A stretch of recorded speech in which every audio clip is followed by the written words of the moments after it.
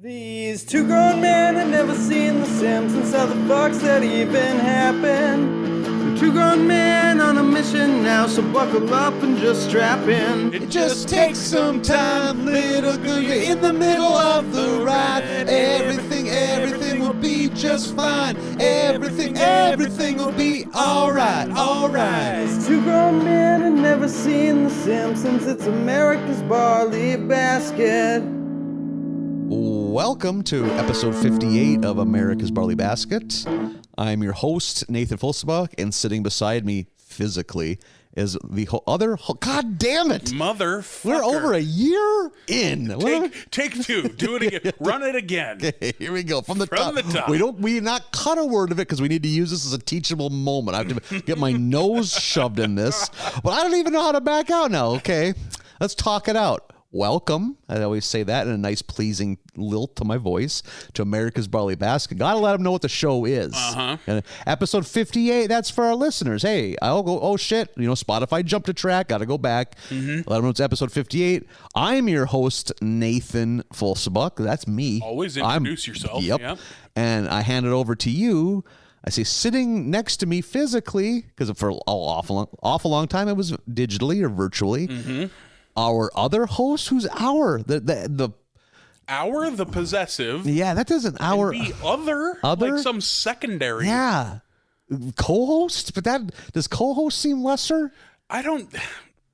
It shouldn't be this hard. It isn't, I- Nathan. It's only hard for you. Why though? We need to get to the genesis of this difficult, because we have had over a year to solve this problem. Perhaps getting worse. Yeah, perhaps. I think I'm in my own head. I got the yips. I got the podcast and yips. I can't do a handoff. I think you did it properly last time, and it was such a big deal that you drew attention to it. I'm trying to think. Yeah, that's Oh, I totally have now. I'm trying to think. Who can I name off the top of my head for baseball players that have had the yips? Steve Sachs had his career ruined by the yips. Chuck Knobloch had to change positions because of the yips. And Rick Ankiel developed the yips in the fucking playoffs. It's hard to watch. Brutal.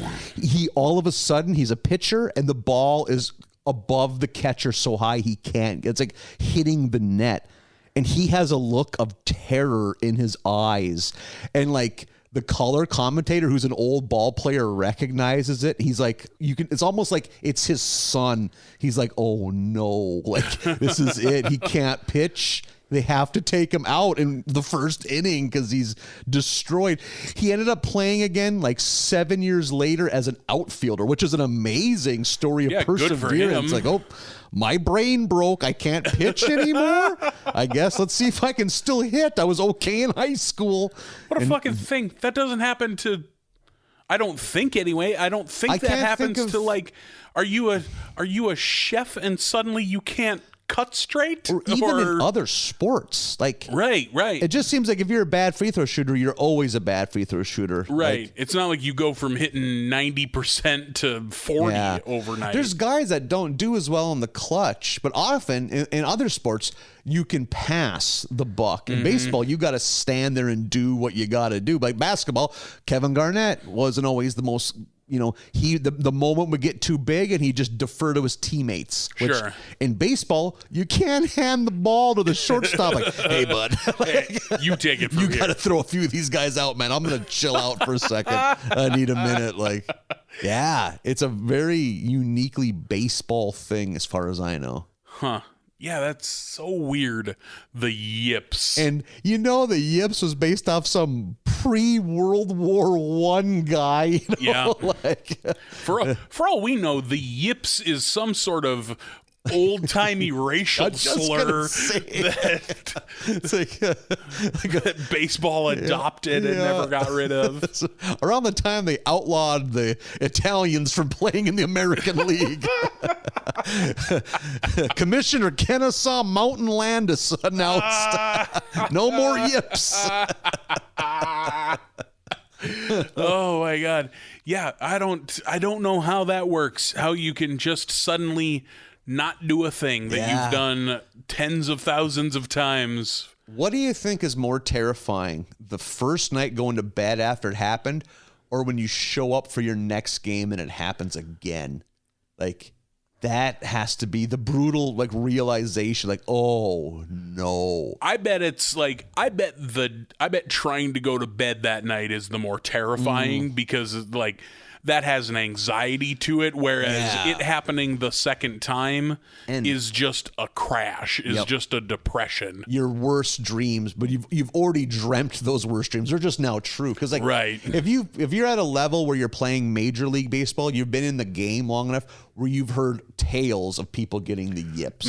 Like, you had a batting coach who had a teammate that got the yips in minor league baseball and had to start working at his fucking uncle's car dealership or whatever. Like, he's a Phi-Ed teacher. Yeah, he can't do this anymore. So, yeah. It's fucking unreal that that's a real thing. Someday we're going to get you cured of the intro yips. Yep. Yeah. I think we can. I think I can work around it. Yeah. It's not a physiological thing. It's just a mental thing. Like if I had to, like, if I was like dropping the microphone all the time, like oh god damn it, Butterfingers, you know, like whenever like Selma's mentioned, I just dropped the mic. I can't. It's like involuntary. Yeah, I think we can get you there with some medication, some meditation. I think we can get you to focus properly. We need like a podcast coach. Who can like work me through my paces, you know? Brother, like, if you and I brought in a podcast coach, they would have so many notes. Yeah, your intros wouldn't be in the top 50. My God, yeah. Like, hey guys, listen, maybe don't wait 3.5 hours to start the podcast. Oh yeah, peek behind the curtain. We usually vamp a little, you know, before we start recording. Yeah, a little chit chatting because we don't really see each other. Strutting on the balcony.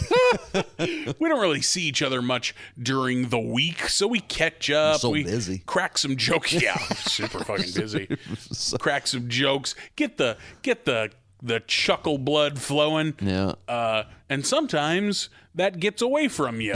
And you do that for 3.5 hours before you push record. Our pre-recording shenanigans will easily outpace the actual podcast this time. That might be a first. That's definitely a first. Yeah. It's easily the longest. It's one of those you'll look at your watch like, fucking A, we've been sitting here for... We could have watched all of Braveheart. Yeah. 5:30 p.m.? Both VHS tapes.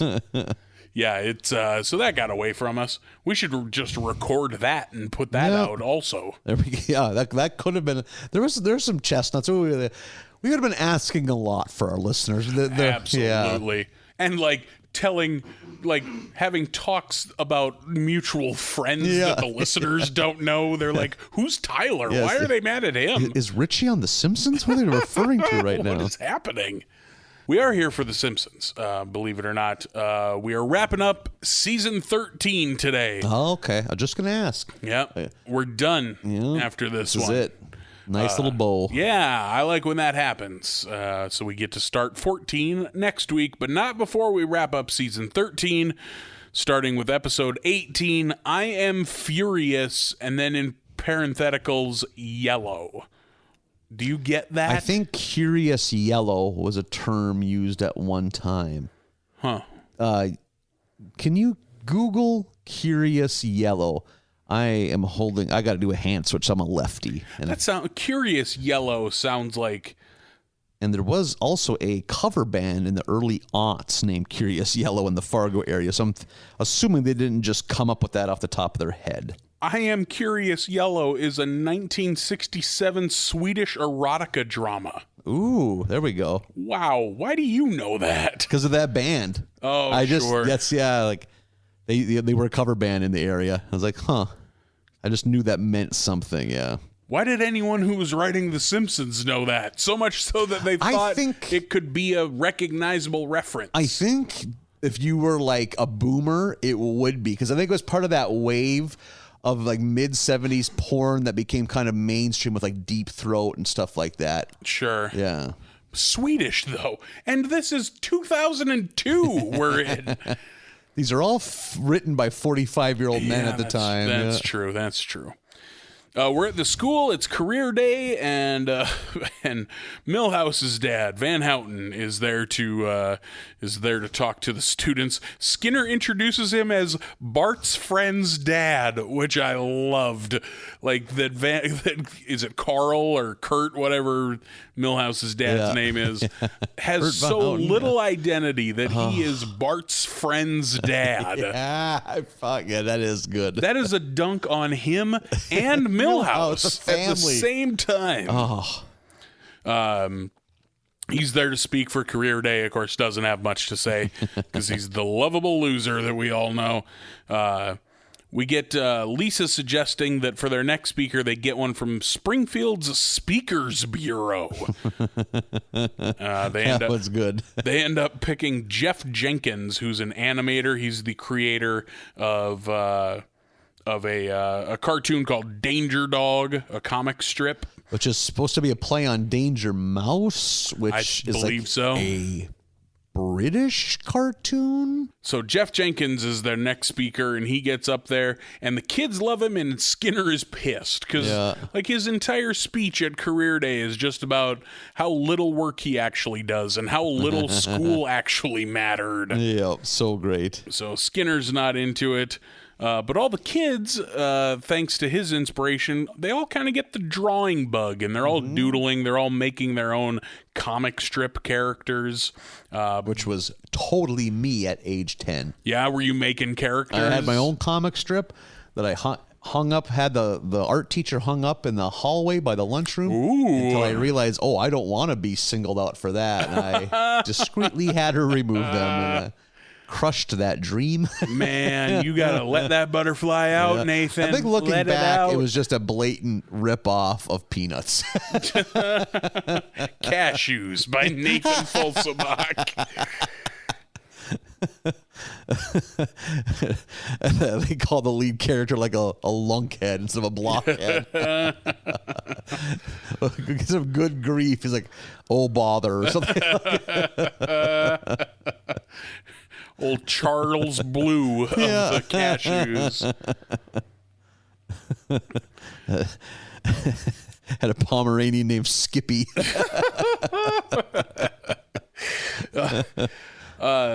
So the kids are all drawing their original characters. I forget what Bart's is, but he tries to sell it to the comic book guy. And there's a fucking moment when he's in the living or kitchen ripping off the like that day's comic strips. Yeah. And fucking Marge is like, I like Little Dot. Could you rip that off? Who's gonna know? Two things. Little Dot is an insane reference from like a comic strip that probably peaked in the 50s. And just Marge encouraging him to plagiarize. Yeah. So I love when Marge goes off the fucking normal righteous path. Yeah. Like, that was one, as is usually the case with comic strip references in this show, which, by the way, we get a fucking lot. Yeah. It goes right over my head, and I think to myself, Nathan will pick that up. There was the one I didn't. I had to Google it for that one about that. That was just last week or the week before. Jesus, I forget. I couldn't believe. It's like, wait, that's a comic strip too.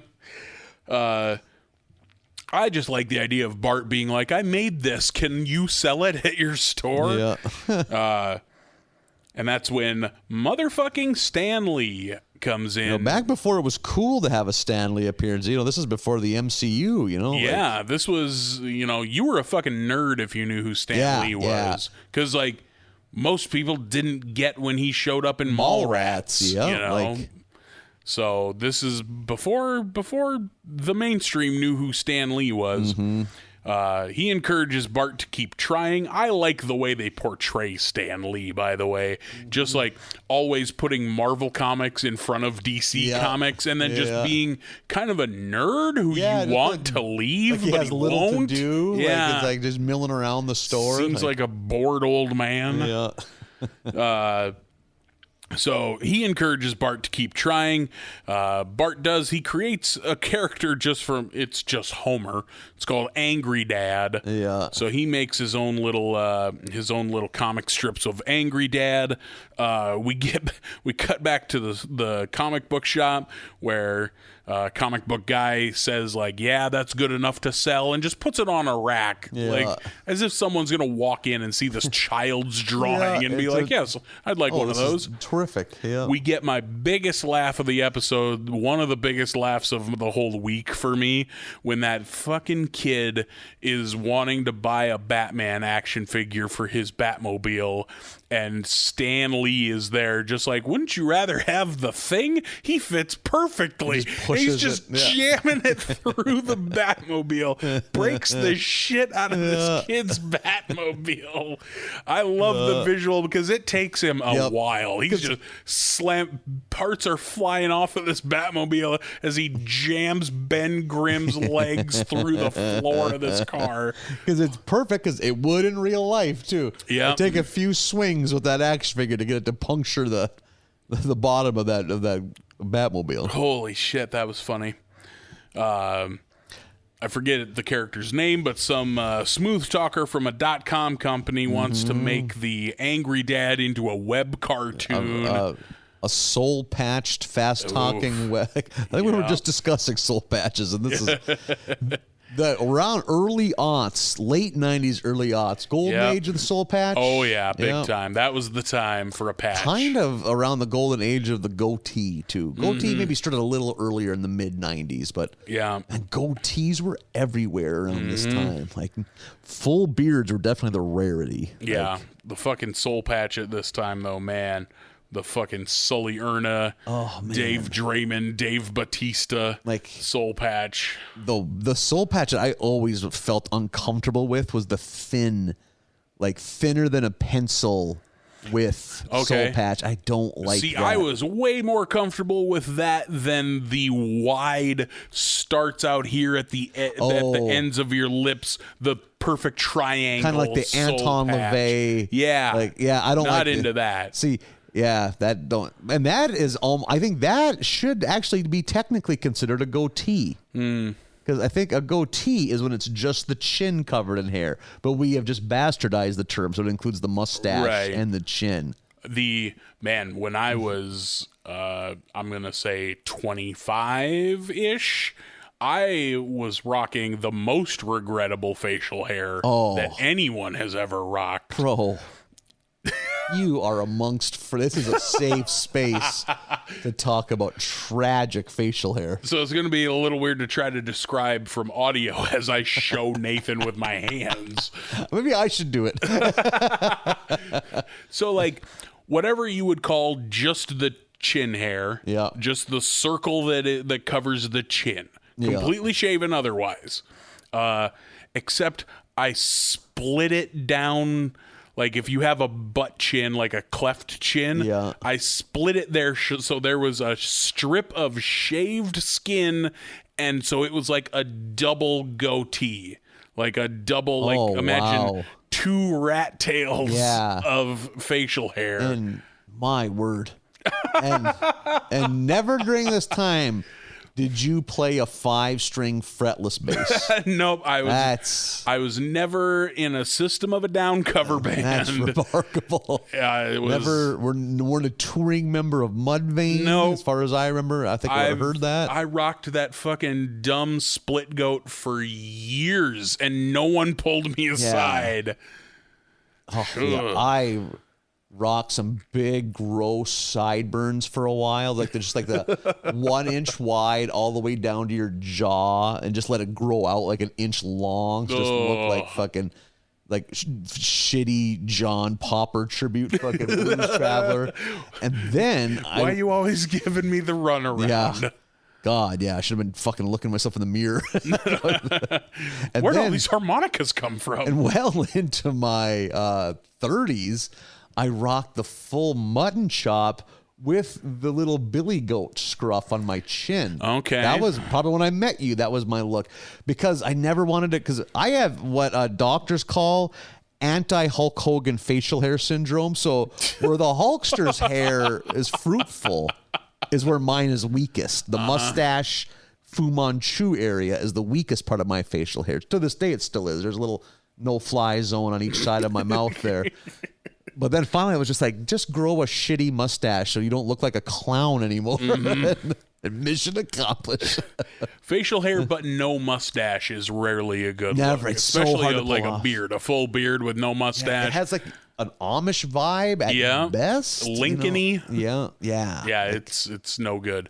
I've always been a fan. I don't think I could ever do it because I got some spots missing too. But I've always been a fan of the Lemmy, the roller coaster that comes down and then the mustache comes over and then it goes up again with a bare chin. The Grover Cleveland is the proper terminology for it. Yeah. I will take Lemmy Kilmeister over Grover Cleveland any day. Yeah, Triple H rocked that for a while. Kenny Omega currently rocking that. And I'm trying to think. There's another cultural reference. I'm just not thinking of it right now. But I'm telling you, if you go to a classically trained barber and you ask for the Kenny Omega, you're going to have to tell him, pardon me, you mean a Grover Cleveland? You will begrudgingly point to the picture of Grover Cleveland. Yes, that is what I want. Yes, that one, yeah. Yeah, it's a good look. I think maybe the non-singing guitar player of Mastodon often rocks a Grover Cleveland. Oh, okay. Boy, It's bothered me that you're not calling it the Lemmy. That's what it is. Lemmy from Motorhead is the one who made that. Lemmy from Motorhead has made the sound decision to grow a Grover Cleveland. I'm not going to disrespect. Oh, man, now I see how fired up you get about food differences of opinion that we have. Strawberry Charleston Chew. All those choices. A payday bar. Really? So this shitty.com company wants to make Angry Dad a web cartoon. Also 2002, right in the fucking heyday of the web cartoon. Yeah. They didn't know how to. They didn't realize how hard it is to monetize content on the internet. Yeah, so they hadn't figured that out yet. A lot of people lost a lot of money on shit like that. Oh yeah, .com bubbles burst all over the place. Homer's pissed about this that Bart is making this cartoon out of him. So Homer like decides he's gonna shut off the tap, and if Bart's gonna make fun of him for being angry, he's just not gonna get angry anymore. Yeah. And that stretch of him suppressing his rage is pretty fucking funny. But it's giving him polyps. On his keep neck. popping up on his neck. Is it around this point too where we hear Bart say, "Come on, Angry Dad, don't make us do a clip show"? Which I got a big kick out of. That was good. So the .com went bust, and they've set up a trap at home to make Homer be really mad. Like, if you're gonna suppress your anger, we're gonna set up the big one that's really gonna set you off. But the .com bubble burst. Bart goes rushing home to prevent Homer from falling into this trap, which is awfully elaborate. They do like free donuts in the treehouse, and when he gets up there, there's a hole in the floor that he falls through, and he's hooked to the clothesline, which drags him through a bunch of cactuses and then a bunch of dirty diapers. I forgot about that. And then he falls into green paint and is just the Hulk then, and like tears his shirt off and goes rampaging, but he can't do any damage. Like he punches a street lamp, but it doesn't break or anything. Like everything the Hulk would smash, Homer just kind of dents a little bit, which is funny. We get another weird joke with Stan Lee of him being like a sad old man, kind of like, but I'm the Hulk, and he tries to Hulk up, and comic book guy has to be like, yes, of course you are. Come back in the store. Whatever you need to hear. It's so weird how much a public persona can change in what is not that long of, not that big of a stretch of time. Yeah. And I don't want to backtrack too much, but I think a nice gag too is when they discover that the .com is going under. When the guy's explaining it to Bart, and while he's explaining it, he gets his soul patch repossessed. Yeah, it gets repoed. Yeah. I like that the repo man is like, yeah, it's a bad time for .com companies, but it's great in the repo game, or however he says it. They're just making money hand over fist in 2002. And then Homer ends up going to the hospital, and it turns out that those polyps were not good. Those are like tumors that he was getting by suppressing his rage. So in a way, Bart always pissing him off is what's keeping him alive. Yeah, basically. he needs a valve. It needs to get cracked open every once in a while. Let that rage come out. So then it ends with them. They go fishing, and it's like wholesome, and Bart is pissing him off, which is in turn helping him. So it's doubly wholesome. A nice little ending. Yeah.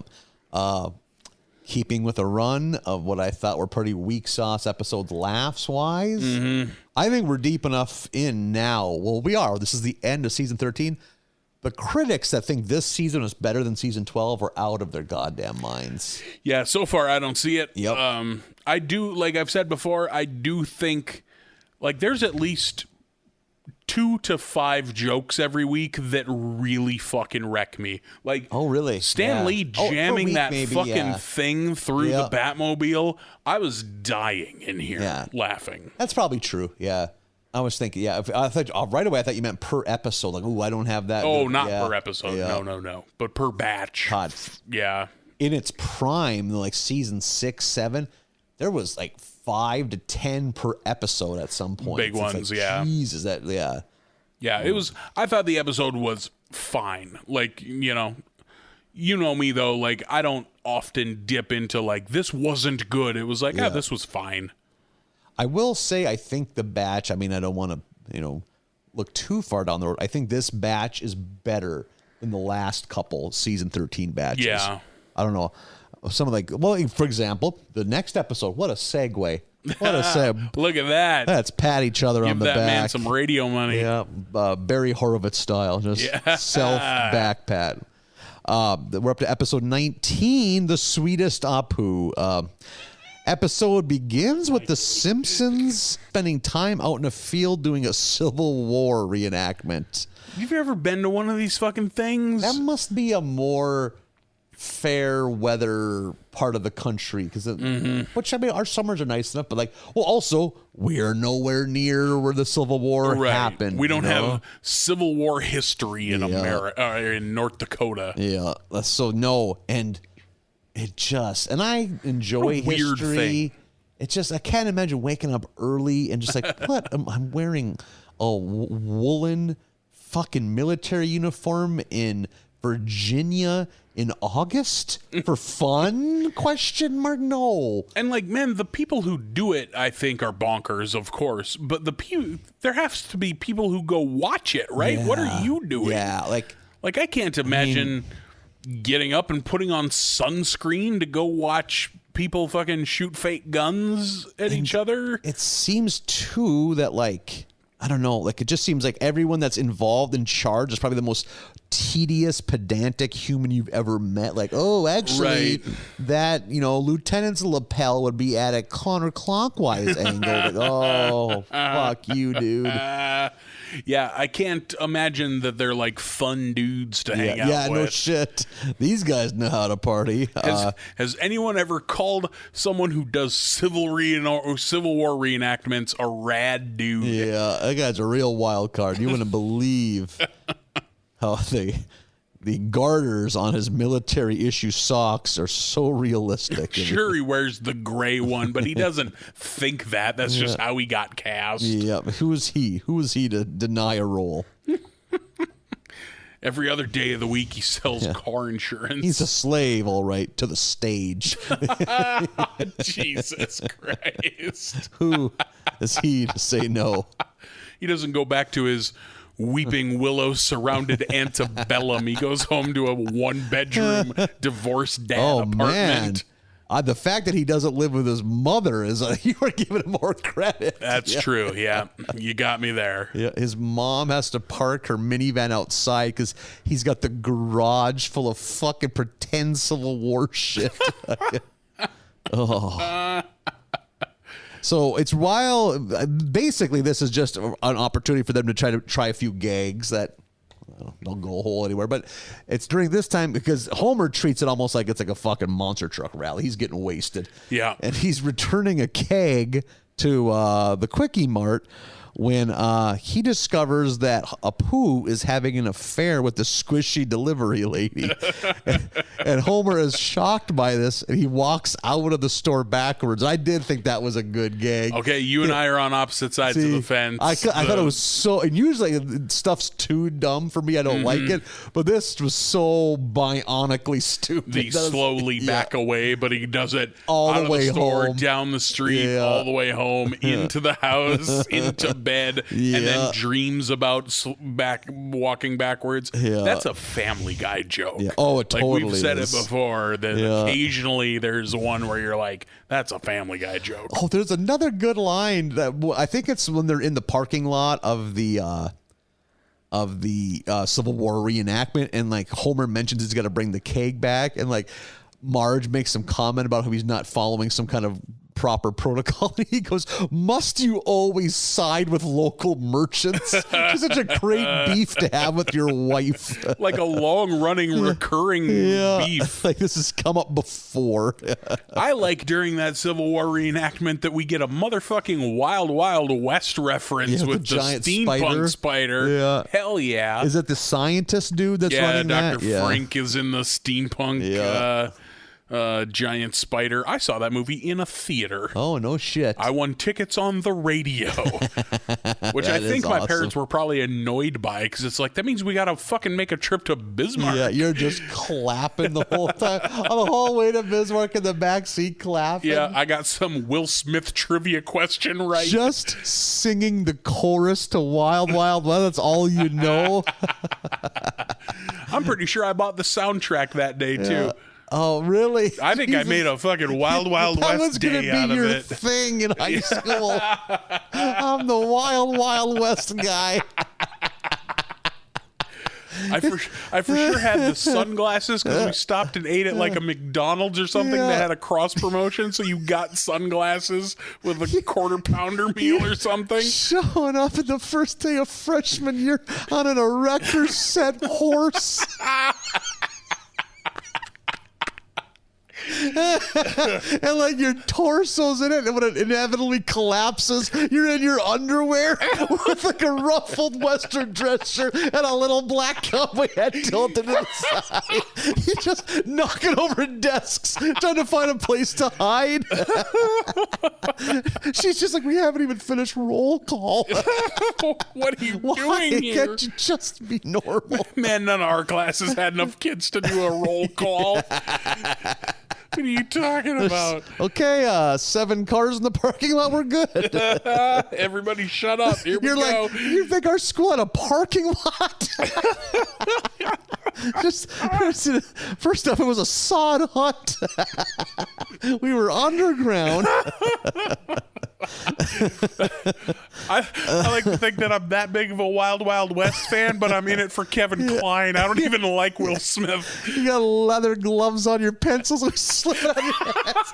And that erector set horse is so unstable, she's got to pick up the pencil every time. Little help here. Fucking vest that won't button and a pocket watch. Oh, shit. Good times. So Homer again has discovered Apu is having there was like also in that dream sequence, did you notice, was there like a weird edit where like the screen went black? I think that was they went to commercial. Is that what that was? Because I thought that too. I was like, what was that? And good then, catch. And then I was like, catch. oh, that's probably they went to commercial. Because I was like, is this more Disney Plus chicanery? And then I made a note. We here at America's Barley Basket have an ironclad track record of being staunchly anti-chicanerists. I just thought we should go on record by letting them know where we stand with Disney's meddling into The Simpsons. No, pretty sure that was just a commercial break, Nope. but thanks for making the stance, putting that out there. So he lets Marge know, and they kind of make a decision. Okay, we're going to keep Manjula from finding out. This was another one of my huge laughs in this episode when Homer's trying to pretend he doesn't know because Marge is like, what's going on? You know something. And he's trying to pretend he doesn't. And his tell is that his one eye just wanders all over the fucking place. I was dying. And like physically touching it and moving it into place. Yeah, too. but his one wandering pupil just is floating all over the place. And I like that immediately she's like, wait, you do know something. And then gives it a second, and Apu is cheating on Manjula. Like she guesses it right From away. his eye movement, And I also love just how silly it is. Like, oh no, tomorrow's our badminton game with Apu and Man. Like, give me a fucking break. It's nice to see they're still getting use out of that tennis court in the backyard. Very though. good point. Yeah. You know? I liked all the dumb jokes during that badminton scene too. Of like. Yep. Hopefully no one says any innuendos or double entendres, and she's like, Apu, you're winning by a lot. Are you cheating? And they keep cutting to the Simpsons, who like put their finger in their collar, like, God damn it! And they go back to that like 8 times. That was funny. So Marge, I think, is the one that kind of comes up like, hey, this isn't going to be feasible. You got to talk to Apu. Yeah. We'll get to the bottom of this. So Homer has Apu meet him at Moe's, and there's a couple fucking gags here that I loved. It's, he's trying to get, like, he's beating around the bush right away, and then Marge walks, like, hey, what's taking so long? And when Lenny is like, oh no, there's a girl in the door, like, it's never happened. Yep. What do we do? And then fucking Moe, watch and learn, you dinks. And he puts that on a top hat. Yeah. And then after a few minutes walks over to the table and is like, would you like a fruity drink? And she's like, is that Windex? That's Windell. I can't afford Windex. Yeah. Oh, that shit. whole exchange was good. Oh man, that fucking top hat. And then he, Apu breaks down, but he's like, I'll take care of things. But during this time, Manjula has had a feeling something was up, so she accessed the Quickie Mart CCTV surveillance footage. Yeah. Yep. And what a thing to watch. Yep. By the way. And when you overhear them in the throes of lovemaking, and the squishy lady goes, scratch and win. Yeah. and Apu goes, oh, that's good adultery. So great. You gotta file scratch and win in your folder and pull that out next time. She is having none of it. She throws Apu out of the house, decides to file for divorce. And we get this really weird character that almost like vampiric divorce lawyer. Yeah. Who was hilarious. Yeah.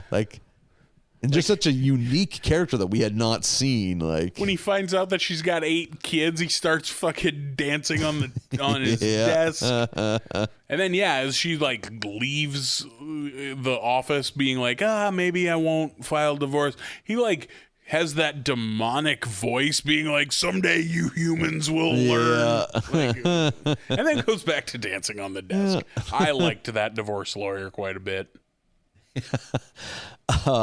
So she, she wants it over, but then I think she just kind of pines for him a little bit, and the Simpsons want to help facilitate getting their marriage back together, so they invite them to kind of have dinner together at the Simpson house, mend some fences, and the Simpsons, hearts in the right place. When fucking Marge says, hey, look, everybody, it's this thing. It's supposed to be that like 6-armed elephant god in Hinduism. Holy fuck.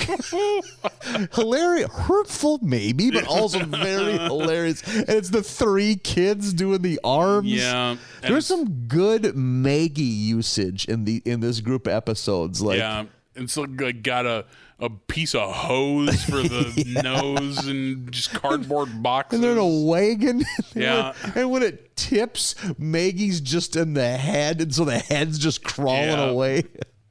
God, yeah, there was this spoiler alert. I fucking liked this episode. Like, yeah, me too. I was engaged through all of this. So, Manjula decides that that she will take Apu back, but he has to follow through like an insane list of demands, like including getting a cartoon published in the New Yorker, which is so good. That was funny. Yeah. He has to put on a stage show of My Fair Lady with the octuplets, which was funny.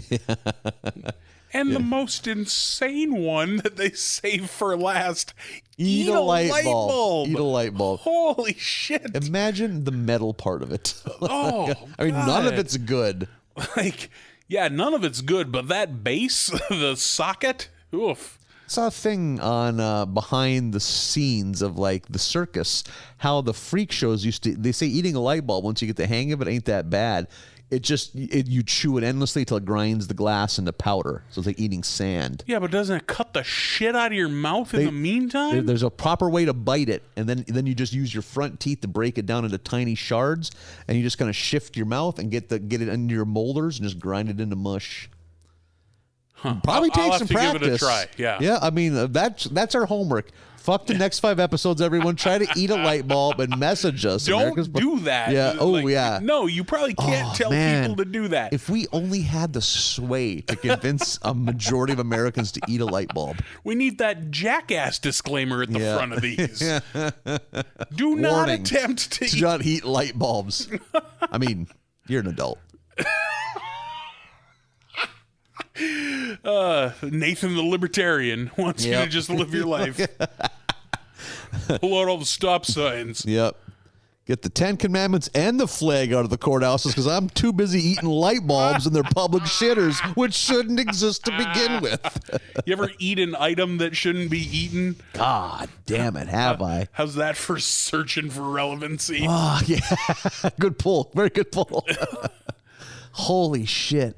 It's going to come to me. I'm sure I have. I'm 41 years on this fucking rock. I've had to eat something that didn't belong. When I was in, I believe, 8th grade, one of the older and cooler kids bullied me into eating a fresh right out of the box stick of chalk. Oh, God, that's fucking gnarly. That's the worst thing that anyone could put in their body.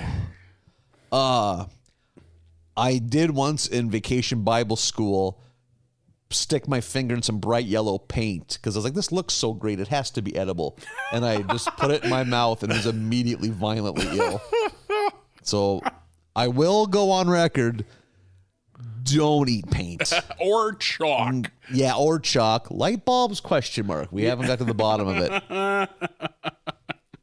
So we need to figure out where we're standing. What was alarming was that the math teacher teaching the class is the one who was instantly on Clapping board it for on. this. Holy shit, that is incredible. Like, yay. A pluses of everyone. If Marlon eats it, hey, Marlon. He was the football coach and I was bad at football, so I think part of it was for him. And you're a large man who's bad. That's 2 strikes right there. Yeah. Being football sized but bad at football is a double strike. Yep. Yep. Oh man, just like being tall and not being good at basketball. Exactly. Yep. When did they quit asking if you're going to play football? Or did they quit asking because you attempted to play football and the results just weren't good? That's the thing. They didn't ask after that. Yeah. So I only played 7th grade and 8th grade, and I think it was pretty immediately obvious that I shouldn't be there on day 1 of year 1. Yeah. That early on. So it's not that they stopped asking me to come back. I think when I came back in 8th grade, they were bummed and surprised. You had a fucking Ninja Turtle eye wrap around your helmet. Put down those goddamn nunchucks. I was no fucking good. I'm not aggressive enough to play football. I don't have the war face for it. And I think they all saw that on day one, but it took me 2 seasons of junior high football to figure it out. It's good to do that so they realize, okay, nope. Because like I played basketball long enough where no one wanted to see me play basketball at an but like a couple times, because our football coach was also like the social studies teacher. Him and I got talking about football because I love football. And then he's like, "The hell don't you play football for?" So like that, I got that a couple times. But I vividly remember, this is like one of the only memories I can pull immediately of my brief time playing football. And this is how not applicable to football I am. We were huddled up. I think we were going to start the fourth quarter. It was like late in the game and we're down by a little, but we still got it. I'm one of very few bad football players on the team. Pretty decent football team. See, we were not. Yeah. And the coach Reed is doing his fucking pep talk and hands in, and he says, "I want you to give 110%." And I said, "That's not possible." Raised my hand in the huddle. Holy and said, shit. "That's not possible. 100% is all there is." A bag of snacks your mom had packed for you. I may as well have been. Well, these clearly couldn't have been for after the game. Mom knows I love to have snacks at 5 p.m. I'm just going to bring them out here on the line of scrimmage, standing upright, eating a handful of puppy chow. I love the holidays. This is so good. I mean, I played all of one snap per game anyway. They didn't let me play very often. Just to show how fucking fatally flawed the men's athletic program was, our football team was desperate for men shaped like me.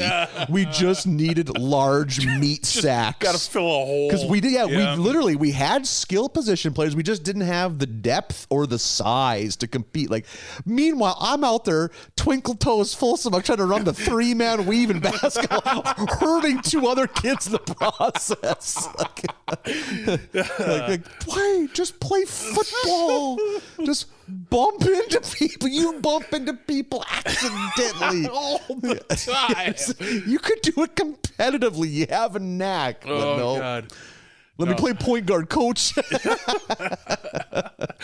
No, I got like the one pity play per game of like, well, we're either so far ahead or so far behind that it doesn't matter. Yeah. Let Marlon play one, and then when he's wheezing and waddling his way back here, he can sit on the bench again. When the kid on the other side of the line pushes him, he takes it personally. Hey, come on, man! Just from different towns. Fuck you! That was totally me trying to play football. You're fucking self-conscious. He doesn't like you. Yep. I just don't get what all the conflict is about, guys. I'm wired for sports. Like, if I had an iota of physical ability, I would have been play football and basketball all 4 years of high school type of kid. I fucking love it. Yeah, like even right now I'm thinking about it. I'd fucking love to play baseball. We wouldn't even have a high school baseball team. I would have fucking loved to play it. I just had no talent. Not me, man. I'm one of the people that fantasize. I'd have loved to have been a good offensive lineman. Like, hey, no stats, but you work as a team, and the running back gets all the credit, but the real G's know they know who's fucking paving that road. Not me, man. I have zero competitive spirit. Oh, really? I have almost no aggression in me. Interesting, really? Yeah. I'm so easy. My feelings are so easily hurt by anything. I'm very thin-skinned. I'm a soft boy. How have we bruise like a peach. It comes out of me like if you and I ever play Mario Kart Double Dash together and I win, what I'll do, and I don't even mean to do it. I will. Let's say if I'm on a couch, I will hop up, drop my controller on the floor, and I'll fucking point at and scream, "That's fucking right! That's how you." Then I'll point at you. That's how you play the fucking game. But I will say I am a gracious loser, and by what I mean is I internalize it. I'm never like, fuck you. You stuff it down. I'm like talking to myself in the bad, you fucking piece of fucking shit. But outwardly, you're like, good game, man. Yeah, you exactly. You got you me. Fucking Donkey Kong, you didn't see a fucking banana coming, you fucking pussy. Fucking day one share, you don't follow that close. Fucking wasting 3 red shells, you limp dick piece of shit. Hold on to the green ones for defense. What's the matter with you? Yeah, Jesus. Act like you fucking been there before, you fucking asshole. That's a good analogy for why I'm not good at sports. I get a green shell in Mario Kart, I'll hold on to it for the whole race. It looks fun. Just in case somebody has a red one, I just play defense. Like, I remember being at friend's house, and the other roommate who I'm not friends with walks in as I am standing above a Nintendo controller screaming at it like... Or also me like having it on the ground as if we're celebrating, and me like slapping it. That's how we do it, Playboy.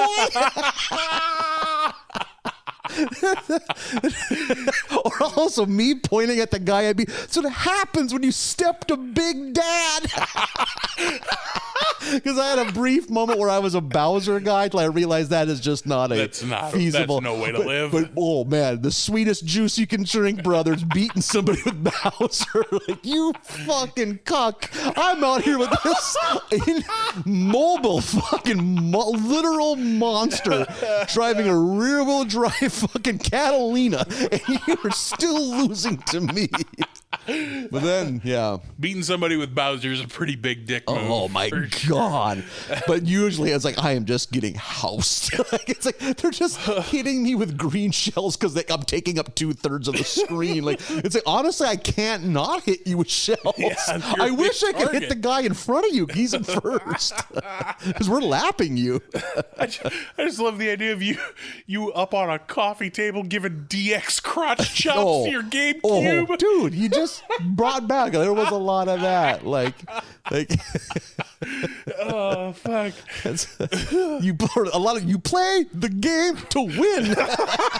Like Herm Edwards' motivation to the controller. Yeah, like. And I love playing Mario Kart, and I like to win. You're like hiding behind the couch. Like, is he gonna start crying? Is he gonna? I don't know what to do with him right now. He's really animated.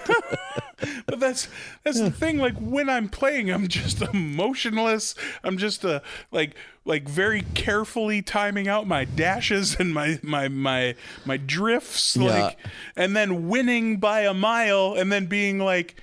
Yeah, like mechanically it was that's how you're supposed to do it. If I am in the lead and I hear the sound of someone getting a blue cheater shell, I will start spelling out the narrative. But it's like, you all recognize I'm racing flawlessly. The only reason I'm about to lose this game is because this game is fucking crooked. Yep. Acknowledge that I'm winning.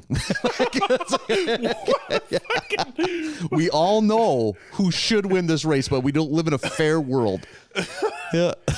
Holy shit. Or me try to bully the lads, eat that fucking cheater shell. You're out of the game. All you're gonna do is fuck over someone that's better at this game than you. What do you have the nerve? Just running somebody down. That's not about Mario Kart. That's about their life. Yeah. When you're is this the kind of life you want to live, son? Yep. Like, he's older than you. Listen, son, is this what you're doing? Where does this lead? Don't get in the arena if you don't want to kill a lion.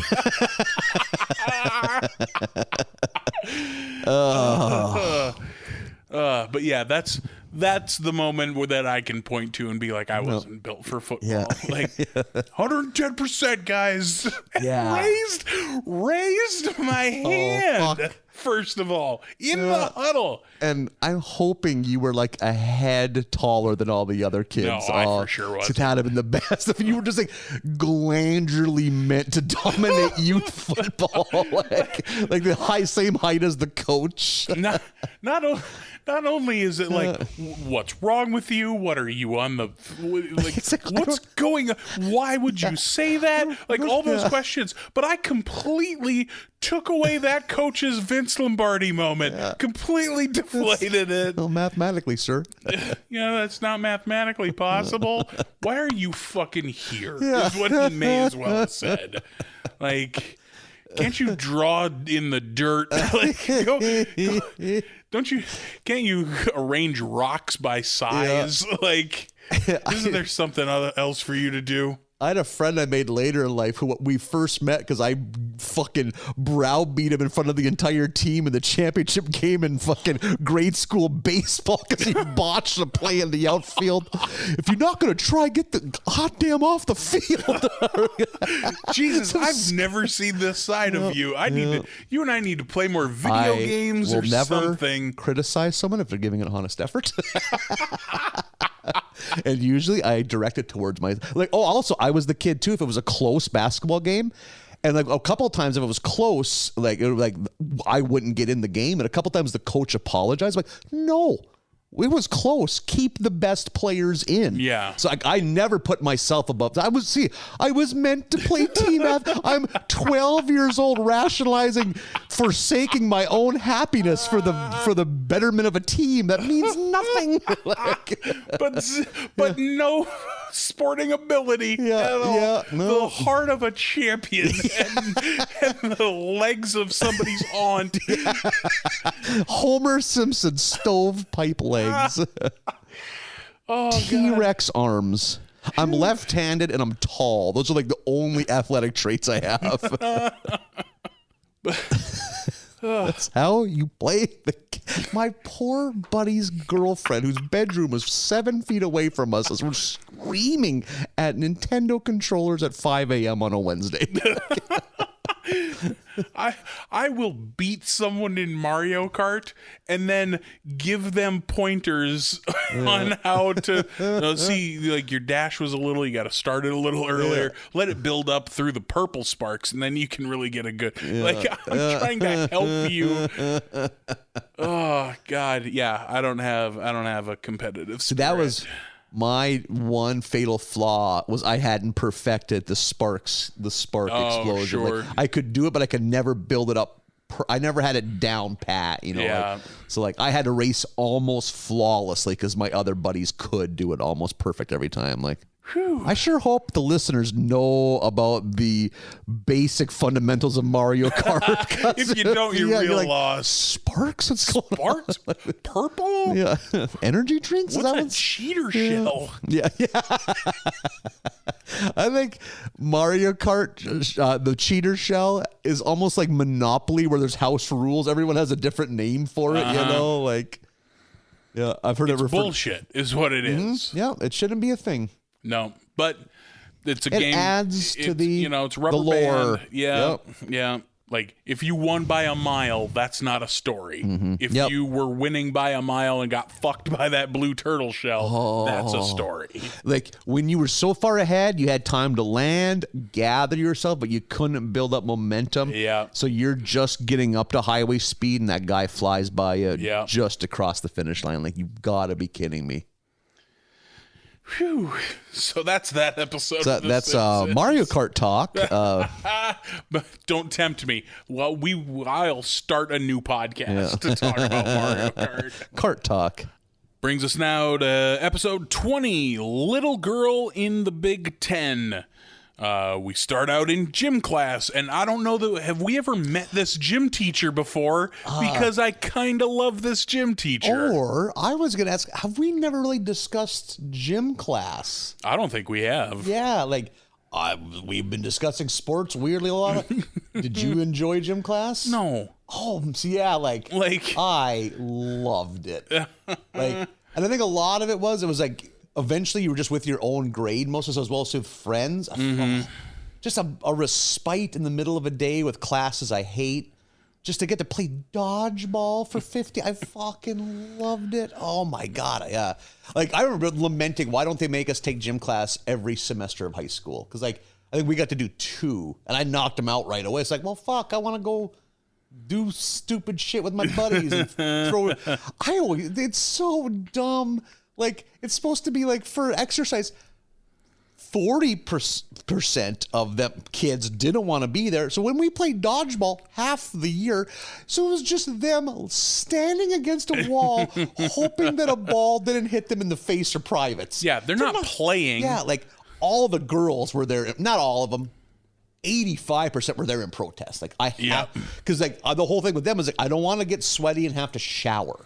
Yeah. I want to dry all this fucking hair, you know? Sure. Like, no, it's go essentially work out for an hour in the middle of the school day. Yeah. Oh man.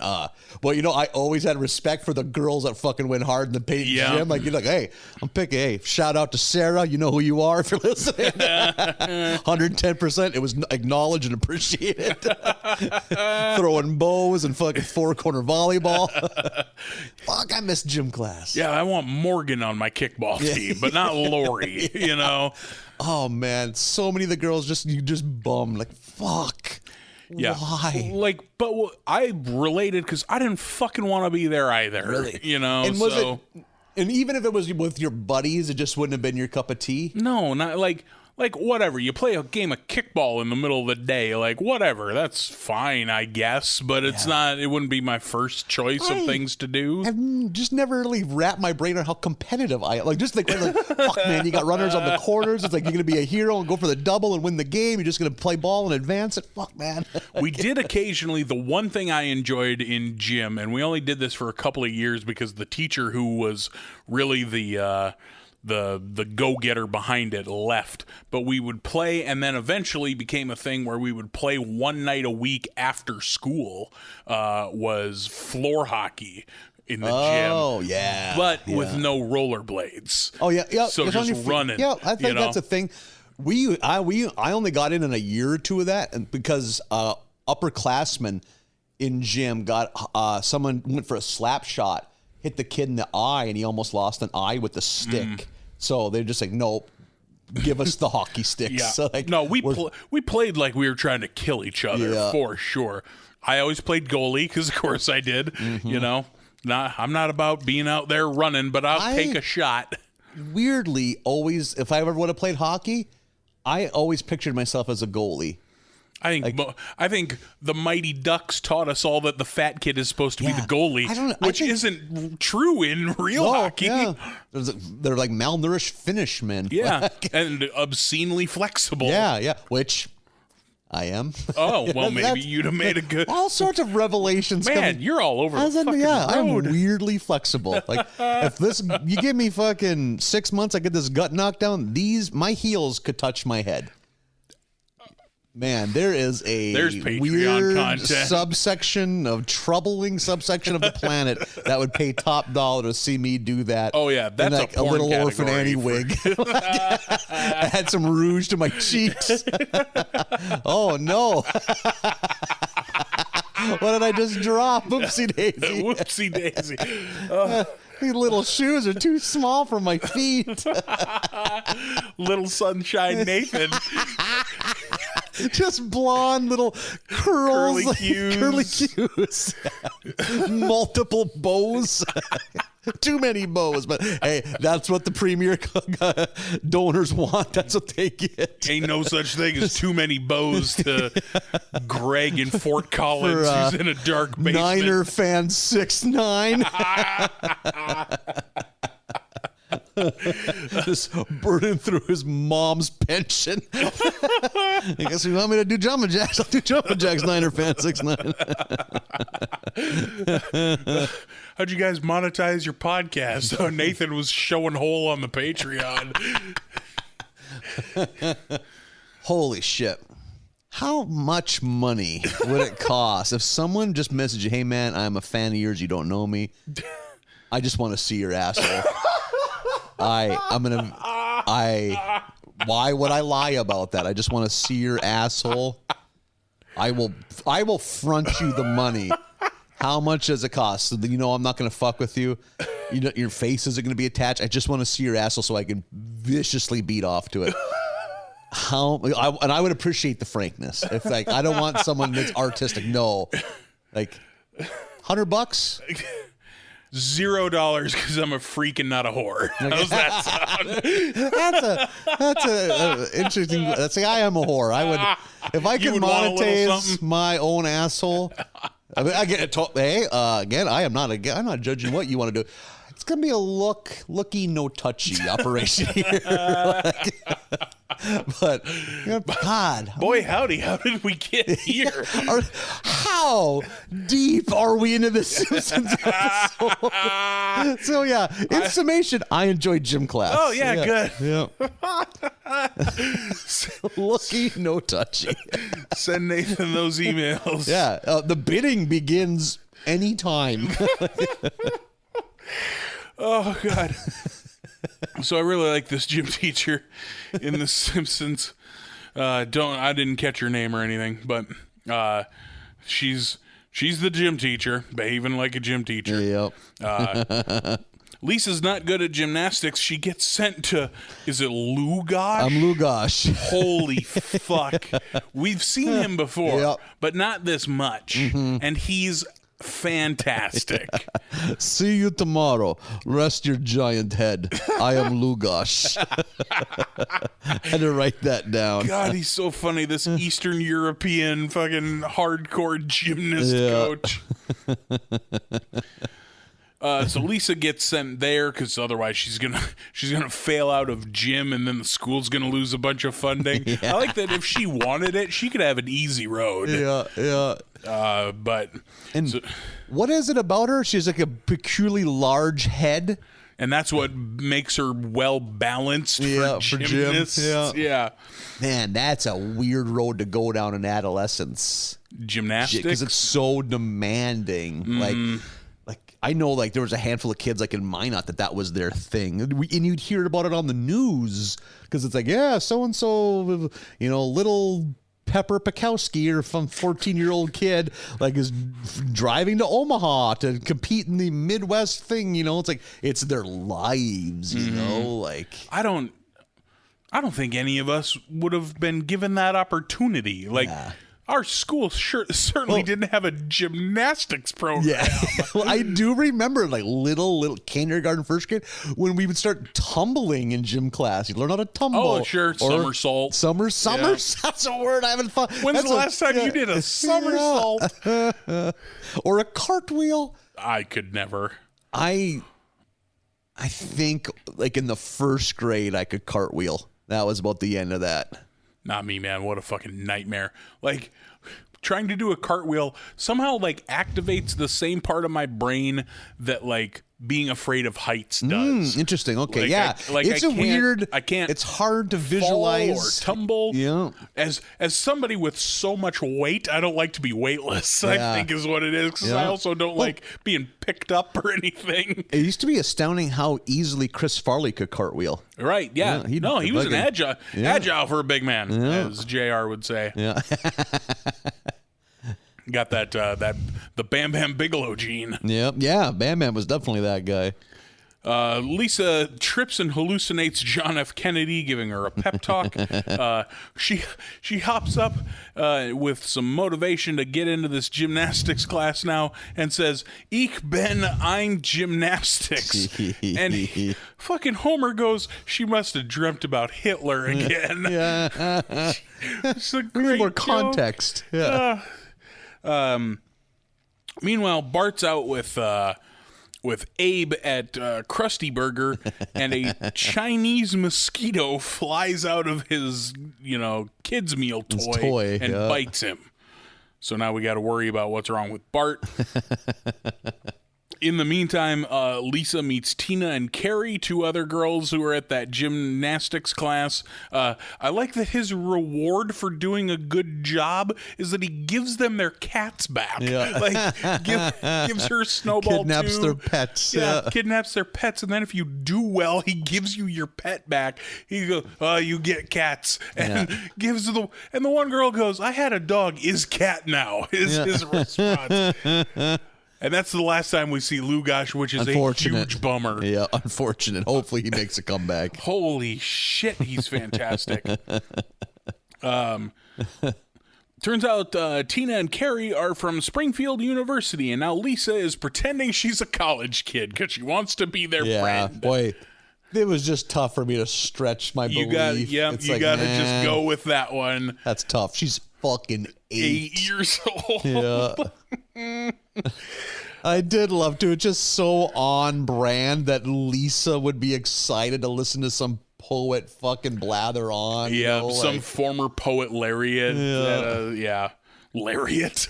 Laureate. The Stan Hansen finisher of poetry. The Stan Hansen Poetry Slam. Fuck, I'd watch that. Yeah. Just him getting more filled with rage and eventually just clobbers a poet. Call that a couplet? Stanza Hansen.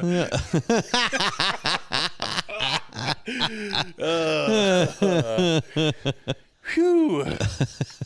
So Lisa's pretending she's a college kid. Their throwaway explanation is that these college girls are barely over Lisa's size because they're gymnasts. Yeah. So they're all physically about the same size, so they would believe that they're all the same age. That's the real throwaway explanation we get. I love pulling up to the house and Homer is loudly singing Chumbawamba inside. All the wrong words, too. Yeah. That her family life is so poor that they assume she lives in like a crash pad house. Yeah, a crazy college party house. Yeah. Back with Bart, he's at the doctor visiting Hibbert, and it turns out he has panda virus, which is a real funny substitute for what I assume was Huntavirus. Oh, yeah. Panda virus is a fun name for that. And he is going to be a boy in a bubble, which was a thing, maybe? Wasn't there a movie? Yeah, there's a late 70s, like a kind of a pre-famed John Travolta. Okay. He played the boy in the plastic bubble. There was for sure a Bubble Boy in the late 90s. I was going to say one in the 90s, too. A pre-famed Jake Gyllenhaal, I believe, is Bubble Boy. Yeah. Huh. Yeah, I don't know that was ever a real thing or just a thing from movies. Well, I think the first one was based. I think there was like a nonfiction book written in the 70s about this mother's heroic quest to help her son have a normal life, but he had to live in like I think what it was is that kid had to live in like a bedroom that was all plastic. Okay. Like, I don't know if he had like the bubble. Like, I don't know that he had a big hamster ball. Yeah, exactly. Yeah. They do get some good gags out of that. Like there are some pretty good gags with Bart in his bubble. Yeah. Lisa, meanwhile, is at the Poet Laureate, which is the only way I'm going to refer to Poet Laureate from now on. They're doing a reading at the coffee shop. She's up too late, realizes she's got to get home, runs home and is trying to make a matchstick White House for Yep. She's burning the candle at both ends, if you will. Passes out face down in her White House of matchsticks and glue. I don't remember a lot of those kind of school projects. Not a lot of like dioramas and dumb shit like that. No, maybe there was. I just don't remember it. But I remember fourth graders got to make toothpick bridges, and that was a big deal. But you didn't do it at home. It was like, split you up into fours, and then at the end of it, it was like a fucking 6-week thing or something. You got to work on this, and then at the end of it. It was whose could hold the most weight was the big deal. I remember doing a thing like in the 7th grade that was like each of us had to choose a country in geography and write up, and we had to make like a piece of like thicker poster board, and we could like put like pictures from the country and pictures but nothing that was 3D like a diorama. Yeah. Like I for sure have made some poster board placards for a presentation kind of thing. But the closest I can think of is the once a year building the our Valentine's Day box. Yep, that too. Yeah. Yeah, but like for an actual school assignment, fuck no. Just on TV. Yeah. Bart, in the meantime, is the playground hero. I love when he swoops in and beats up the 3 delinquents with his ball. Just using all sorts of ricochet abilities. Yeah. He must have developed within minutes. And then spins out in the mud and flings mud in their face before he runs off. We get a lot of him in this episode. And I don't know that he has a name yet, but who's third that nerd? Yes, that third nerd character. Because they discover Lisa's. Yeah, double life that she is leading. And it's Martin and the third nerd are hung up by their underwear. Yeah. In Millhouse, like we have an adventure. We have to find out what Lisa's up to. Does he hand them each a stick to bite? Pencil to bite down on. He pulls them through their wedgies. Like, holy shit, that would suck. That's some like Civil War doctrine. That's like the opening of Dances with Wolves. That is one part of adolescence. I never liked grab ass. Like fucking wedgies and titty twisters. Yeah, like, keep your fucking hands off me. Like, yep, I'm the same way. Like watching like on Jackass, like which I love, but like I would literally hit someone with a fucking chair. Yeah, I told you 3 flicking I would ruin the balls show or anything like that. I would Yeah. escalate it because like I told you 3 fucking times. You'd be the Bam of that show. But he would also act in such a manner. Like I wouldn't. I would be the Cossack, but I would fucking Okay, sure. start someone's car on fire. So just like, man, that's not fun. Don't do that. Like, I told you. You really do have a looky and no touchy policy. Yeah. It was explicitly spelled out in my contract. I'll send you a photo of my asshole, but don't flick me in the dick. I would love to overhear that being hollered at somebody. I will send you a picture of my asshole just to flick my fucking dick. That seems fair, Roger. Yeah, the nerds find out about Lisa. Again, I don't know who that third nerd is. I do like him, though. I hope he keeps showing up, but I hope they tell us his name soon. I like that during Lisa's switcheroo, her like Superman costume change, that we get what I think is one of the best songs ever that no one ever talks about is the motherfucking Pink Panther theme song. That song is great. Pink Panther rules. I love the cartoon. Oh, really? I've never seen any of the movies. No. I don't know what the Pink Panther like Clouseau is. But I love the Pink Panther cartoons and I love that song. See, the Pink Panther cartoons is what I would kind of but I just kind of check out a little bit. Like they didn't do a whole lot really? for me. But not to the like, oh shit, Pink Panther, but just like, okay.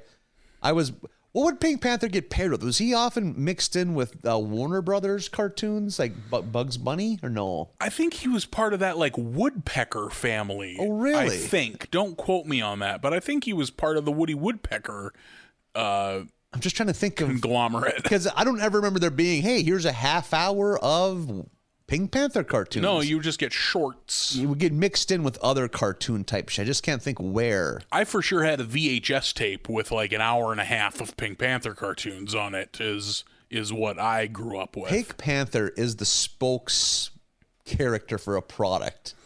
Insulation. That's what it is. Yeah. Good call. I was like, what is it? Yeah. Some insulation company bought the rights to Pink Panther. That song I fucking love. That's one of those songs, much like Yellow's "Oh Yeah" that pops up whenever Duffman is on screen. Yeah. When I hear the Pink Panther song, I'm immediately just like, shit, hell yeah. What is the name of the Duff Man, the artist that performs that song? Like Yellow. Yellow With no W. No shit. Yellow, what like mellow yellow. An interesting career. They like one song that was unescapable for 15 years. Like that everyone will remember till the end of time and no other hit ever. So Milhouse and Martin and other nerd follow Lisa. Milhouse fucking full on rats Lisa out in the lecture hall. Yep. He comes bursting in and they're like, "Hey, kids can't be here." And Milhouse with that shitty fucking tone of voice just, "What about Lisa? She's only 8." Yeah. Fucking blows up Lisa's spot. Before this, isn't there a point where like is she maybe riding with the college kids? They pull up somewhere and fucking weird ass Ralphie is just standing right there, and Lisa notices him like and they leave, and he's just standing there. Why do people always run from me? Yeah, that was earlier. Oh, Ralphie. There's another good Ralphie thing coming up here in a little bit. I forget the context, but in the kitchen, Marge says something along the lines of, "That's why I put up those Kathy cartoons Another on the beautiful fridge." comic strip reference. And then says, "I used to like her, but now Kathy has gotten so smutty." Yeah. The idea of Kathy being smutty. So great. Oh, shit. Bart's gonna help Lisa prank Skinner in order to get all her friends back, because now she's like ostracized. She's like a pariah. Yeah, because they're like, "Oh, you think you're too cool for us," and this is probably your Ralphie moment when they're rolling down the hill. Like, there's like two kids in a row that like, "Oh, you probably think you're too old, mature to roll down this hill," and then like it's like, and then one of them's Milhouse, Nelson. and then one of the twins. Yeah, it's one of the girls. Yep.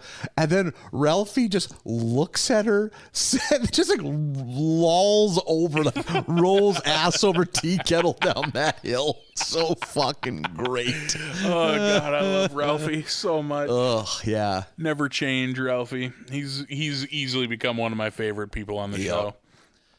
One of the few side characters I think's gotten very improved after the peak of the show. Yeah. Yeah, he's always such a good receptacle for a joke. Like, Oh, God, like, yeah. Anytime you just have Ralphie say it, it's so good. Bart's going to help Lisa prank Skinner to get back at her friends. Skinner is getting a plaque on his parking spot, but it has his birth date and death date. Yeah. And Why he's would you like, estimate my death? yeah, he's like, "Do they have to estimate my death date?" Like, he's appalled by it. And I love his white linen suit that he's in. So good. Yeah. And he's standing there next to a chocolate cake, and here comes fucking Lisa. Bart has put her in the bubble and like, rolls her off of the fucking Look school. of determination on her face as she's falling. Like, She is so into this. yeah. And I forget which kid says it, but one of the kids points and goes, "Look, Lisa's winning us back." That is good. Oh, God.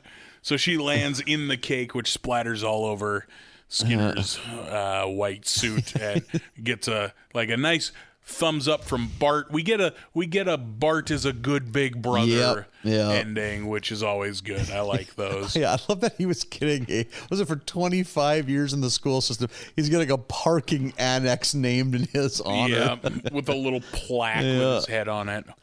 There's a good line earlier when Bart is doctoring after like getting bit by the mosquito, where Marge goes, "What is it, doctor? It can't be mange. We just had him dipped." Yeah, that might be my favorite episode of the batch. You know that I like a Lisa one. Yeah. That was solid. I think maybe I prefer the Apu one a little more, but it was good. And goddamn, all that Lugosh was so good. Pink Panther reference always gonna go pretty far with me. Yeah, I was into that one. We're up to episode 21, just 2 episodes left in season 13. This is The Frying Game, a play on The Crying Game. You ever see The Crying Game? Nah. Yeah, neither have I. The twist ending was revealed to me. Yep, same so here. It's like, because it was kind of like it was a running gag on like late night talk shows in like the mid 90s. So it's like, okay. See, I got that ending way later. I think they address it on Robot Chicken, like an early episode of Robot Chicken. That actually, I think I know exactly what you're talking about. Yeah. The episode starts in Moe's, where Lenny and Carl are arguing about this dumb shit. It's like Muhammad Ali versus anti-lock brakes, which is so good. Yeah. That sentence is outstanding. And the fact that they both have like real opinionated answers on it too, like I just love that idea of which is better, Muhammad Ali or anti-lock brakes. And the second option, the second thing they're arguing is equally as insane. I can't recall what that one was, but that's like a inanimate object versus like a sports person, team. yeah. Like so that makes no sense. Like I nothing totally- quantifiable at all. I Like, totally get though being bored out of your fucking mind and having those type of conversations. Yep. Like when I worked at the strip club, one of the bouncers and I would constantly have like we would come up with deep esoteric would you rathers. Yeah. Was always our thing. Yeah. Like and sit and debate it the whole night. It's a fucking Wednesday night at a titty bar in North Dakota. No one's here. Like, so you're just bored out of your mind. And we would just like do would you rathers and really fucking talk about it. Like really get serious. were there ever nights that the strip club was empty? Yeah. God, that, like late For into the night. spells. Yeah. Yeah. Yeah. And like there was a rule, I think it was if there's less than 5 customers, you can shut the stage down so you don't have to keep the stage going. Interesting. But Okay. if, yeah. but if people, if fucking people come in, then you got to fire it So- up again. If there's 6 people there, there's double as many dancers as there are customers, probably. Sure, like on a weeknight, yeah. That's fascinating to me. Like, but like, yeah, I think of the conversations they're having too. You know, Right, it's like, yeah. like we're, you know, like, what are you up to after this? You got any plans for the weekend? Just standing around nude. Yeah, it's when it's slow, it's real slow. Yeah, which I like. We maybe discussed. I love jobs. I hate jobs where it's slow and they expect you to act busy.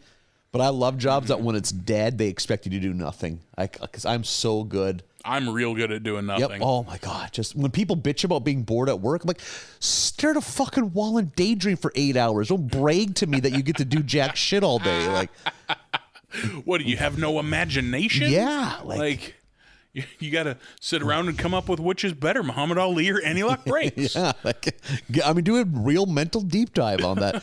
Which has more positively influenced human life? Like, Like, would you rather lose 5 toes or 1 finger? I think losing, I mean, I don't think you meant to take it down this road, but you asked me a question.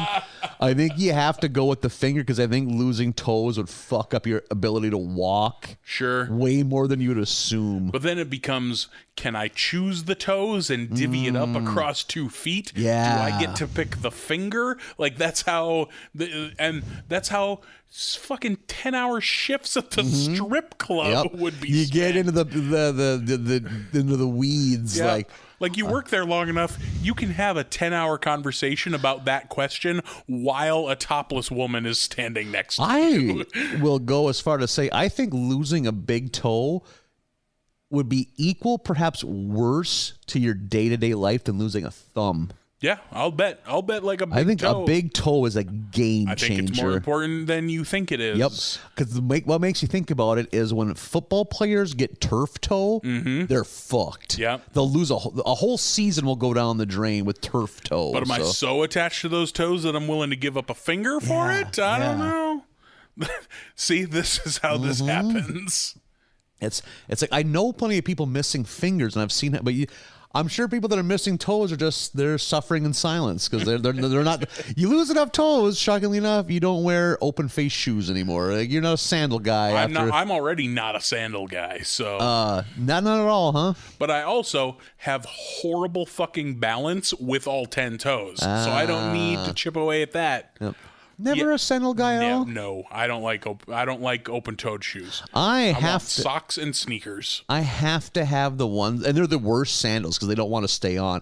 I have to have the ones that are just one strap that your foot slides into, nothing on the heel. A flip-flop. Yeah, flip flop. Nothing between the toes, though. I can't have the ones You that don't have like want the the thong. thong, yeah. Which in some circles are still referred to as thongs. Yeah, 'Cause Australia calls them thongs. Yep, because I hate that. I've been told you get used to it almost immediately. I don't want things between my toes. I don't mind the toe thong. I don't like a flapping heel or a flapping sole Which at I- all. yeah. I'm not into it. Yeah, I am. Although even a sandal that has a fucking heel strap, I also don't like that. Yeah. I don't want air or sun on my feet. I don't think in like well, just this, I was holding this, and my mom was like, well, we can, maybe put on a pair of your dad's sandals. Like, Mom, it doesn't matter. Like, it's not like I'm ever out. I'm like, oh my God, my fucking feet are sweating their asses off. Like, if I got shorts on, we're good.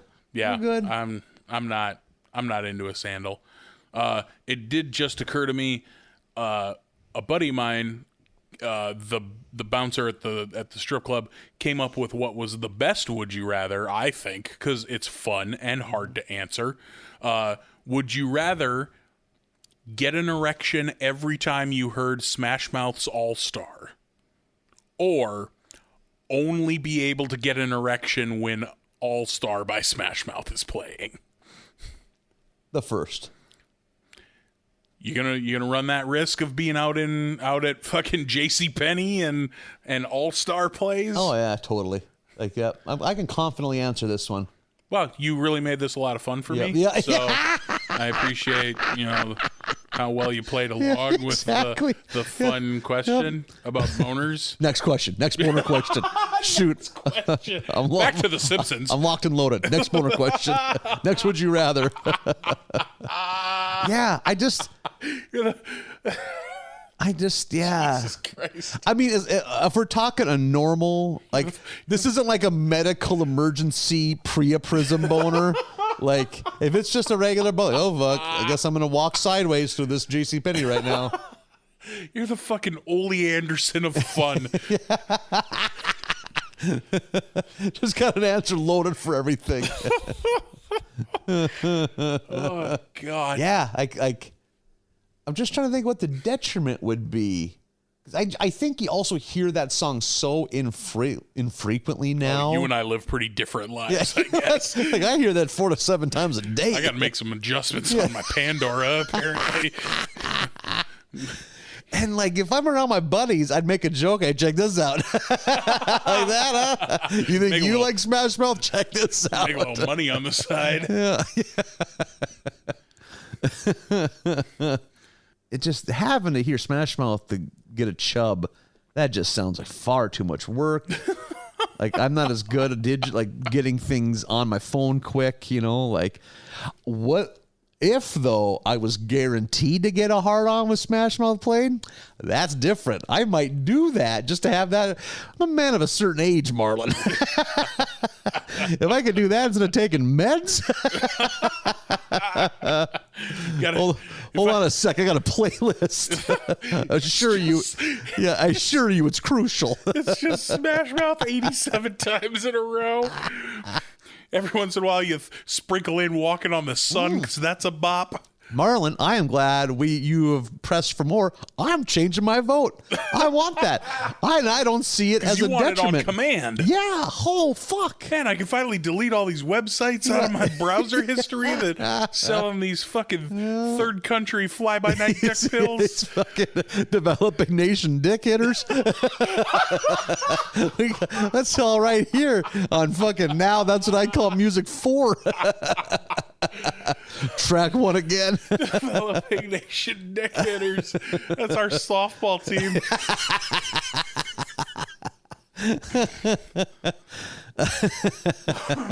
Yeah.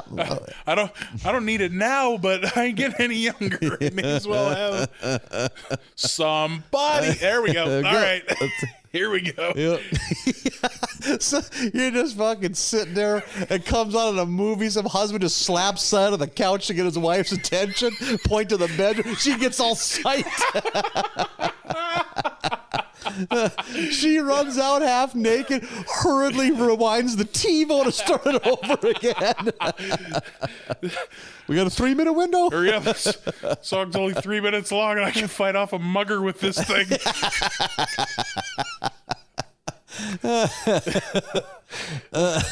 Pry open a pirate's chest with this fucking... Let's go. Oh. It's like Cinderella. Keep pushing back midnight. TikTok, darling. I like the idea of this relationship being that loving and like teamwork orientated that she immediately Is on board. Yeah. Like, hell yeah. Yeah, just quickly pulling off her clothes. Like, okay, let's go, chop, chop.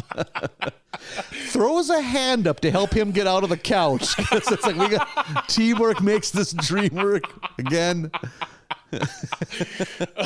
Holy shit. You get home from fucking band practice with a buddy of yours and your mom bursts out of the bedroom half naked, rewinds to the beginning of a scene in 50 First Dates because it's got a Smash Mouth and bursts into the bedroom again like...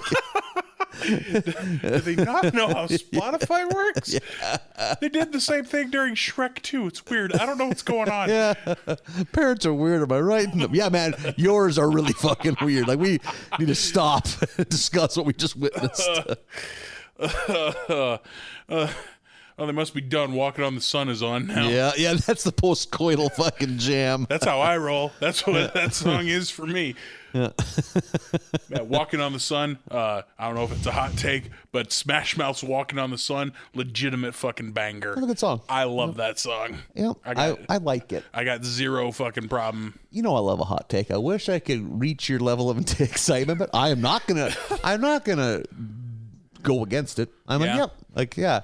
If I'm in my car and I hear ba-na-na-na-na, it's fucking getting turned and it was up. unique. Let's do it. When that came out, because I was like a senior in high school, it's like, oh, this is something different. Yeah, when that came out, I hadn't heard anything like that. It was at a time when there was a lot of weird, different shit.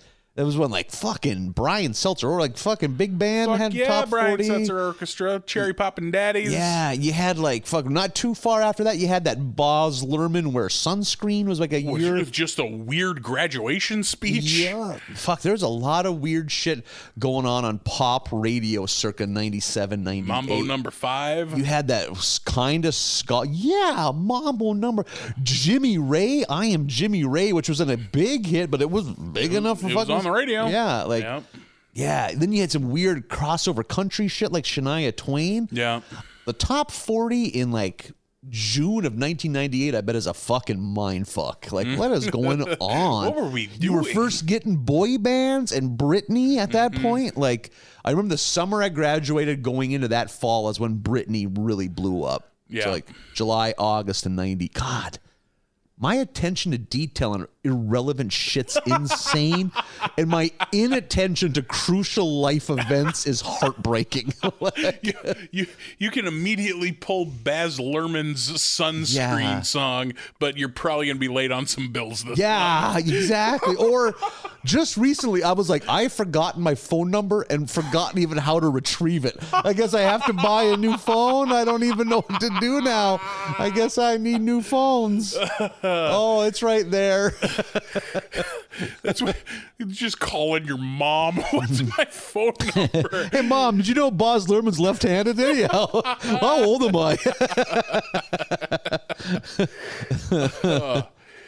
Whew.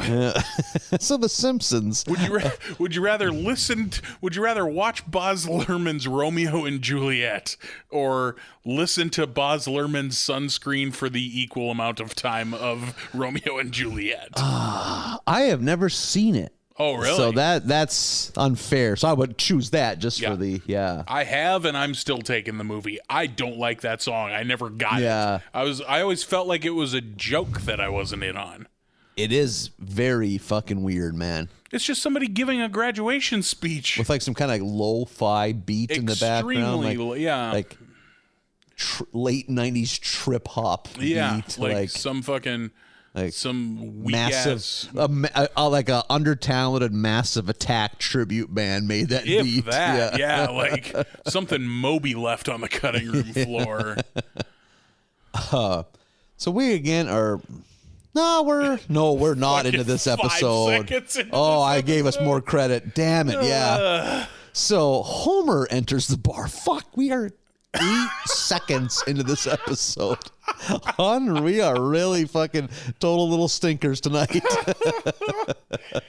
And they're like really admiring Homer for being husband of the year, kind of. Yeah, because he got Marge a koi pond. And is it birthday or anniversary? I think anniversary. Yeah. And I mean, there's not even really a gag. It's a good gift. I expected a gag. Yeah, like it's like, oh, but then he leads her out there the next morning blindfolded, and it's just a fucking koi pond. Yeah.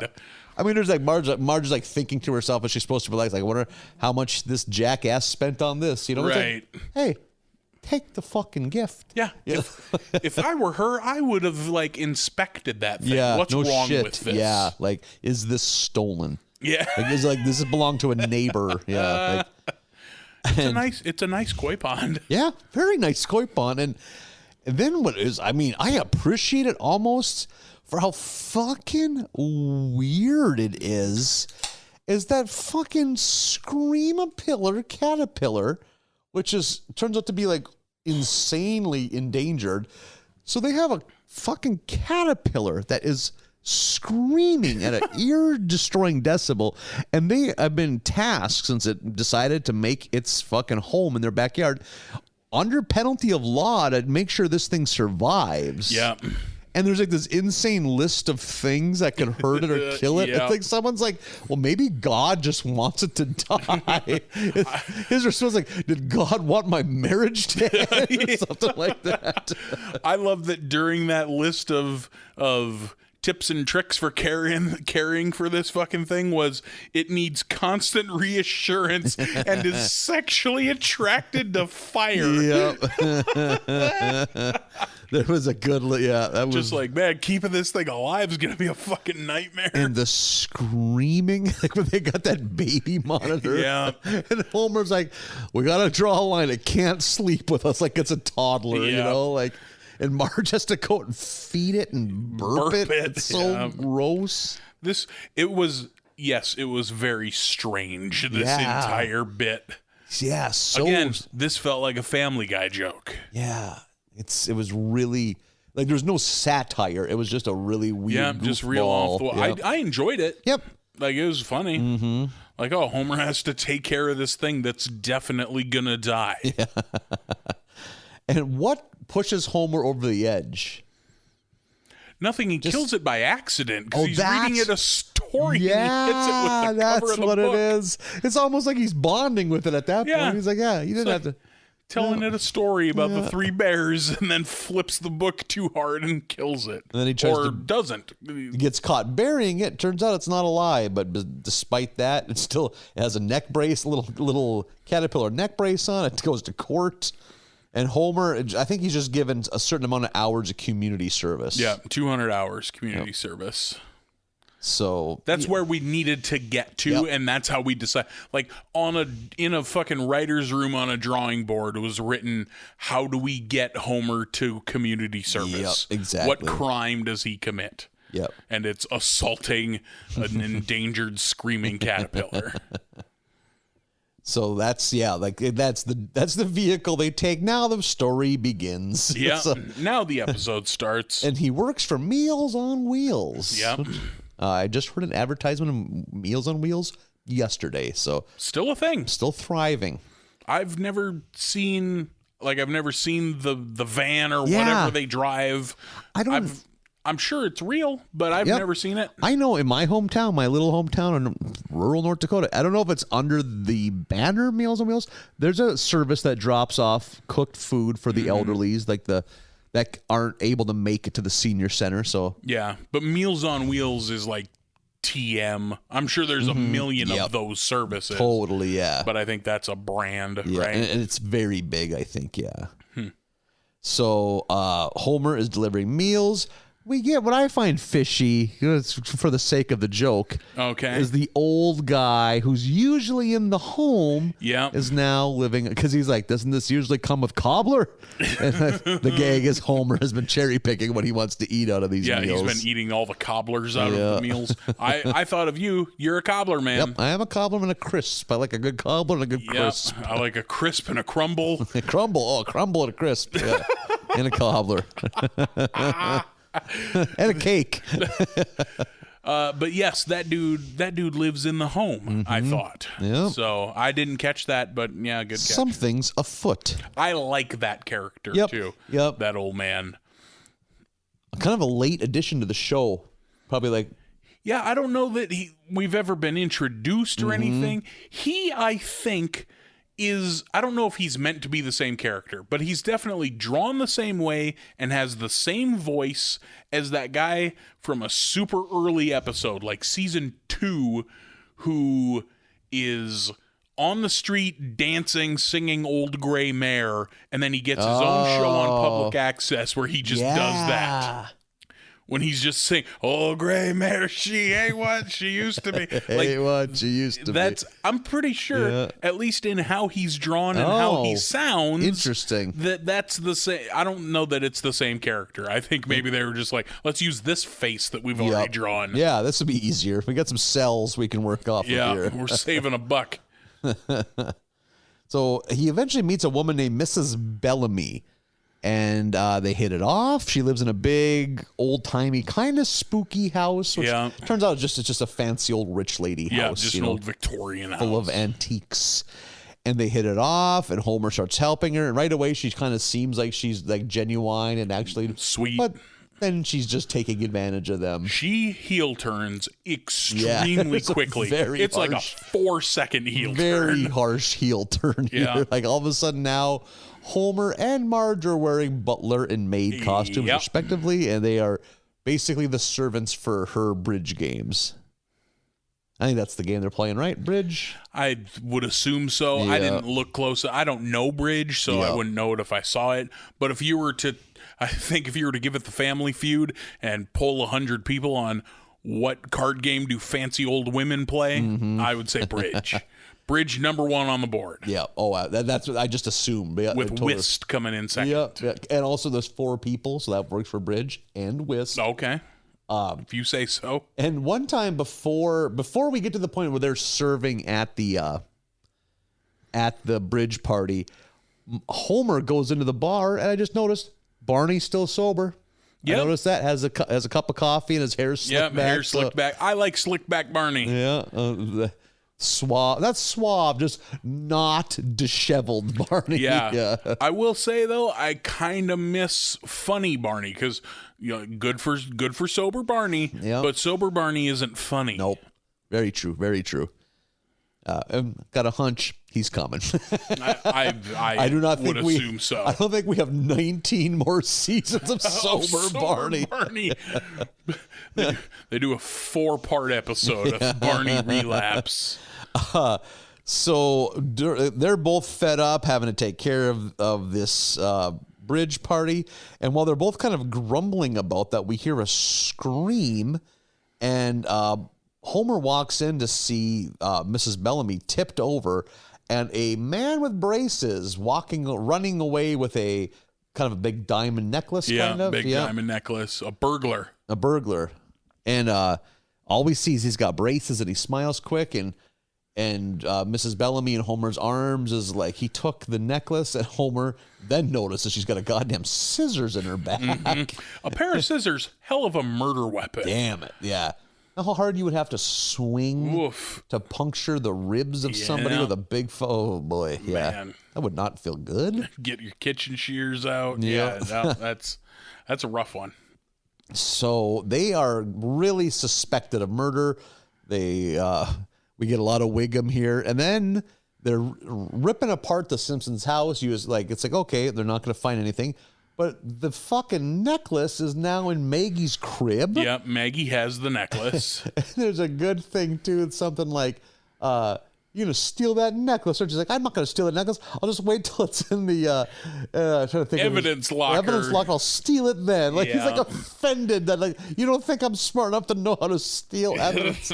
And what I loved is when they're hauling Marge and Homer into custody, the one black deputy's like, that's going to look real nice on your wife, Chief. And he goes, thanks. She's a super lady. I was like touching. It's like such an interesting scene to include in there. Like, it's gonna. His exact words: "Your wife's gonna look real good in that necklace, Chief." Like, yeah. And Wiggum's like touched, like, huh? Yeah. It's thanks, like, Lou. He goes like, yeah, she's a super lady. It's like, that's nice. Good for them. Wiggum continued. Like, I don't know that it's changed in a season or two, but boy, is he drawn round Yeah, now. he is, Like, yeah. Chief Wiggum just looks like a Yeah. ball. He's no longer anatomically feasible. Right. There's no real There's no human being. skeletal structure that could properly support that form. Yeah, just perfectly circular. And we get what I think is one of the better Gil appearances in quite some time. He is the defense lawyer provided to the Simpsons, and I like that he's still a lawyer. He's Yep, stuck he's with still- it from he's the been last paying- time we saw paying him. for keeping it with the bar. Yeah, Yeah, he's sticking with it. Good for Gil. I like he's just stumbling and fumbling, and when it cuts back when they're about to give the verdict, he's reading a fucking book. How to make fast cash with TV repair. Yeah. So already on to his next profession. Gil. I'm curious now, like I'll have to remember. I wonder if he shows up as a TV repairman next. That would be fun continuity. that would be for them very to good, do. yeah. So I don't know that they will, but that would be cool. Yeah. So Marge and fucking Homer are found guilty of fucking murder, so they are on death row. The kids are sent with the foster family, which is Cletus, the slack-jawed yokel, Yeah. his fucking clown crew. And then it kind of a lot of the rest of it's in the jail or prison itself. Yeah. We get a dead man walking reference. There's one of my favorite jokes of this whole batch right before that, when that Irish priest has given him the fucking last rites, and they're like, we're not even Catholic. And that priest and Lovejoy cross in the hallway, and the back and forth, because Lovejoy just goes, nice dress. Yeah. And that priest spins on his heel and goes, why don't you go have sex with your wife? Yeah. Like, that's the put down. Like, and then they fight, and that's funny, but whatever. But I love that the Catholic priest's fucking zinger is, why don't you go have sex with your wife? Yeah. With his thick Irish brogue. Yeah. God damn it. Yeah. And Homer also, being a rock star spouse, fucking claims he murdered Mrs. Holloway or Bellamy. Yeah, he takes it. He takes Marge's spot under the guillotine. Taking that charge, and to get Marge out of prison, which means Homer's gonna get fucking killed. Yeah. There's a good scene of Homer getting strapped into the electric chair, which how fucking wild is it? We still use the electric chair in some states. No shit. Like, Man, the amount of pageantry, dipping the fucking sponge, putting that on the fucking head. Like, that's like that thing is fucking inhumane as hell, and we still use it. But well, let's get to the heart of the matter. How insane is it that we execute people in this country? There's like fucking paperwork in states. Okay, here's how we got to do it. Boring bureaucratic paperwork on how to kill our own citizens. That is wild. Like, I'm pretty sure every state's gotten rid of the gas chamber now. I would assume so. I'm sure there's one fucking Yahoo, the fucking Utah or something. Oh, Utah, I think still, you might have had to commit the murder before a certain time. One of your options was firing squad. I think it's Oklahoma. God damn it, Utah. And like Idaho still gave you the option for a hanging. They still had a fucking gallows. Fucking real. I think it's like if it was to the point it'd been so long that if someone chose it, they'd have to build a gallows. Like, oh, they don't. Yeah. There's not one in the park. Yeah, like, exactly. We take the rope down. We only bring the rope out when there's a hanging. All the rest of the time, we rent it out like a gazebo. Yeah, I like the idea of it being full of Christmas decorations. Like, shit! Like, I'm just so used to not using this thing. Like, they decorate it seasonally. There's Halloween decorations, Christmas, Easter. The fucking gas chamber is wild, dude. Yeah. Just getting put in an airtight room and 2 fucking capsules fall through a vent in the ceiling. And, Yeah. That's how California did it until they abolished. Long time, yeah. Yeah, that's fucking. Hey, we got this idea from the Nazis. Yeah, like Like, holy shit. I mean, what's yeah. wrong with us? I mean, lethal injection is kind of boring, but it's gotta be the best way to I'm do sorry, it. is there Yeah. not enough razzmatazz I in like a man's the death pageantry. for you? Yeah, I like faces of death of the lethal injection's dull. Like, Not everything has to be Meatloaf. Some things can be Doobie Brothers. Yeah, it's fucking insane that we execute people. What would you choose? That's a what would you take? Ah, shit, Of man. those come 4 on. or 5 options? Firing squad, I because think- if we know anything, it's the cops can fucking kill people. I think that to me seems like it'd be the most painless.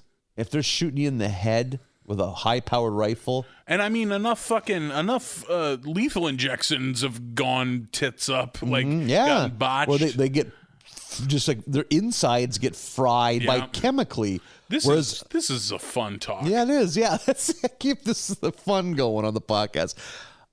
With the firing squad too, isn't it? Only one guy has a live round, so no I one knows think who it's killed him. everyone does except one guy. If That's I'm what not it mistaken. is. So yeah, you're not feeling a thing. I could be wrong, but you I think are. that's what it is. They say fire, and you're a foot shorter. Right? Yeah. Just call it a day. Yep. So they send out a fucking intern with a goddamn mop. Oh, you hate that job. Yeah. Oh god, I'm on rake duty. So let's add some smiles to this podcast. Also, let's be honest. We know how America's prison system works. That's not an intern. Yeah, that's a prisoner. That's another prisoner who's making weapons out of that guy's skull fragments. Yeah, and he's got to make license plates later. Yeah. It's a slave system.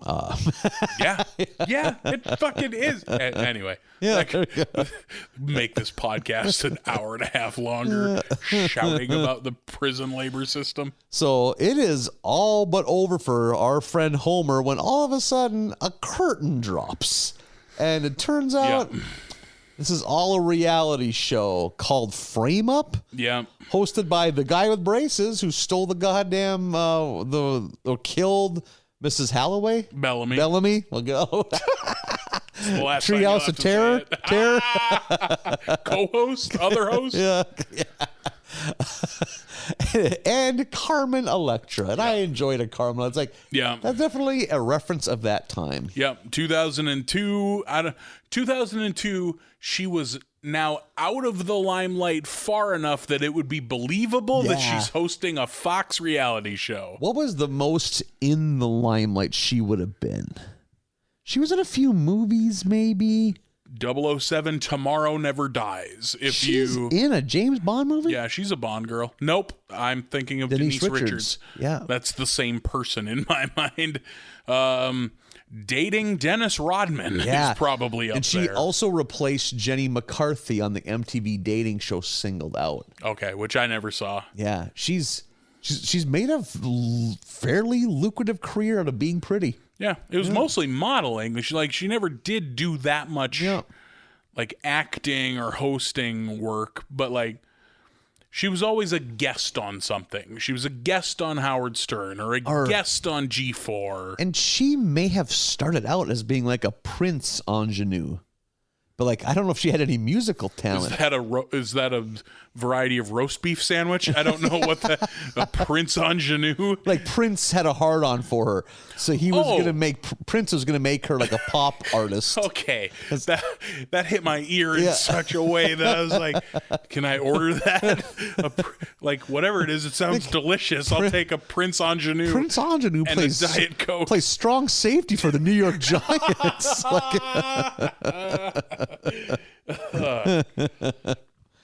So it ends up this swerve ending didn't do anything for me. That is dumb. It felt like a season finale ending, but Yeah. it's not. It's the second to last episode. Yeah. So I did like the one joke on the way out where they take a stab at Fox, where they're like, Yeah. "It's the new hit Fox show, airing right in between No Pants Island and Fart Date." Fart date. I did laugh at fart date. Like, and there was like some celebrity boxing references that were good too. Yeah, Like, yeah, just a Turned out to all be a TV show. And then that's kind of it. Yeah, ba-da-bum, ba-da-bum, bum, and then it's cut to credits. Yeah, Prince Ingenue. It sounds delicious. Yeah. It sounds like it has provolone. a stand-up pass rush linebacker out of Vanderbilt. You still think it's a football player? There's no way. That's a sandwich. If I've ever heard it, that's a sandwich. A good one. Fucking French loaf. French loaf. That's Larry Bird's hometown. French loaf sounds like more of a football player. Indiana.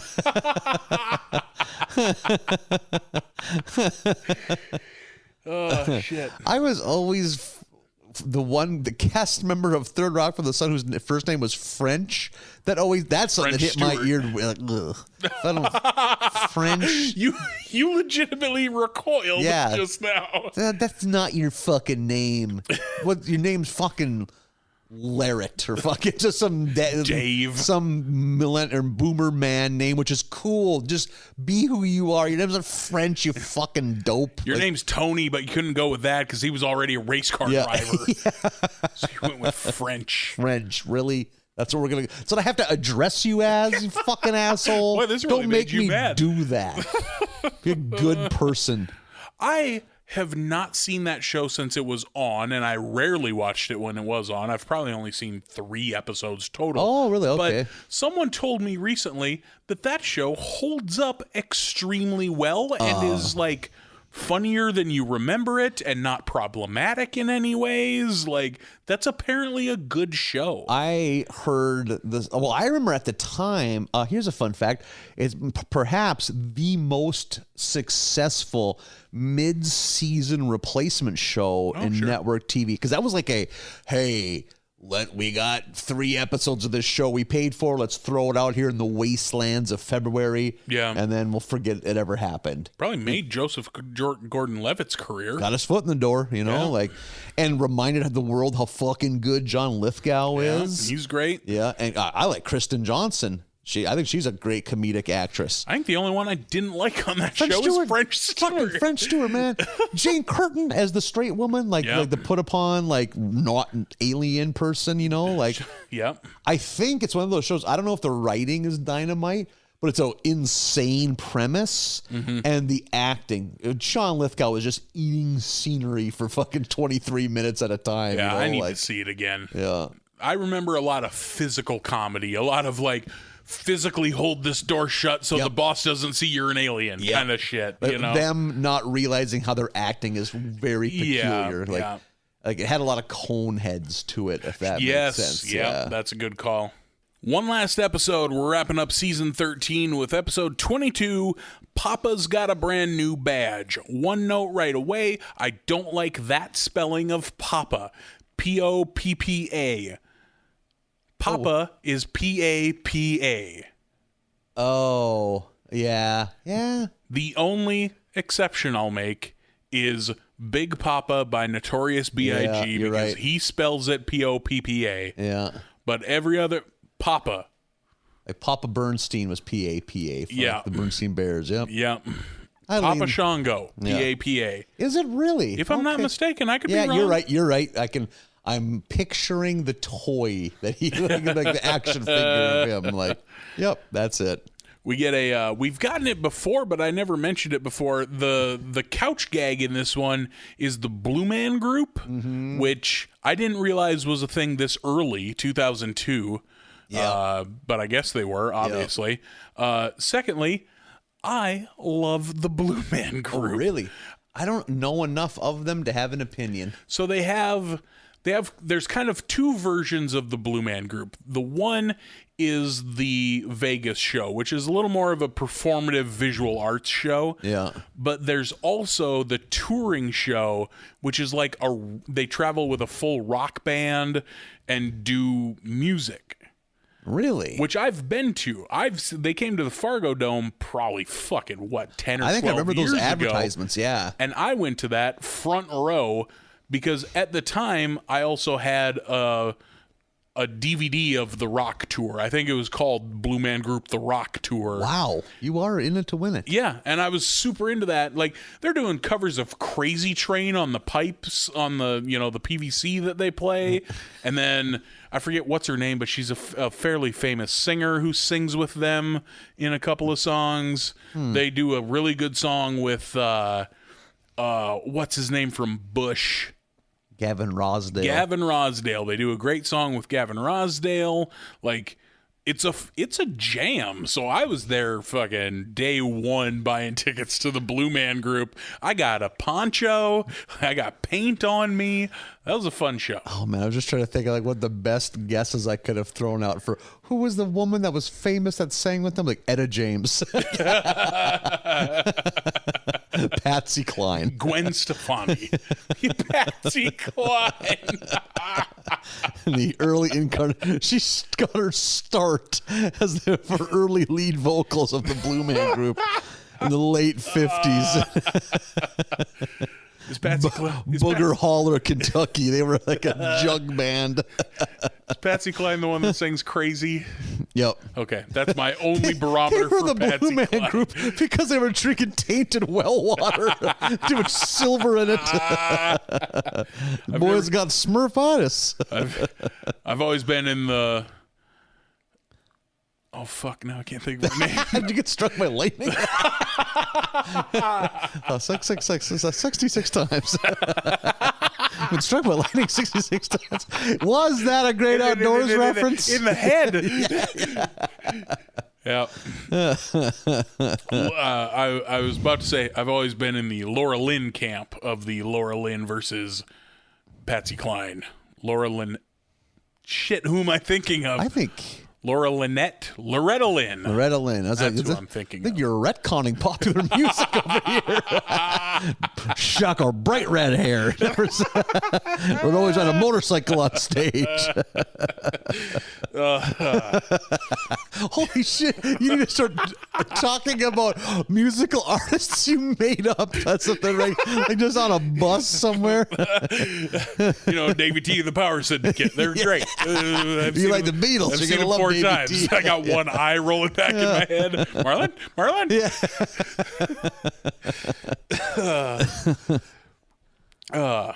Yeah. There's a heat wave going through Springfield, Which I think is a premise they've used before. Maybe I not. can see that. I think they've so. definitely Early done like on. snow days, like weather Yeah. makes an easy premise. Yeah. I think it's the pool episode very early on. Oh, I think you're right. They're where melting. they get a pool. Yeah. The school has AC. We get some jokes there. We go to the power plant where Smithers is worried that the plant can't handle all of this. Everybody sapping so much power from the plant. They kind of offhandedly mention just one more appliance and the whole system will go down. Yeah. And Homer, in order to provide some winter vibes, thinking that'll help them cool down, plugs in a dancing Santa, and now we have a blackout.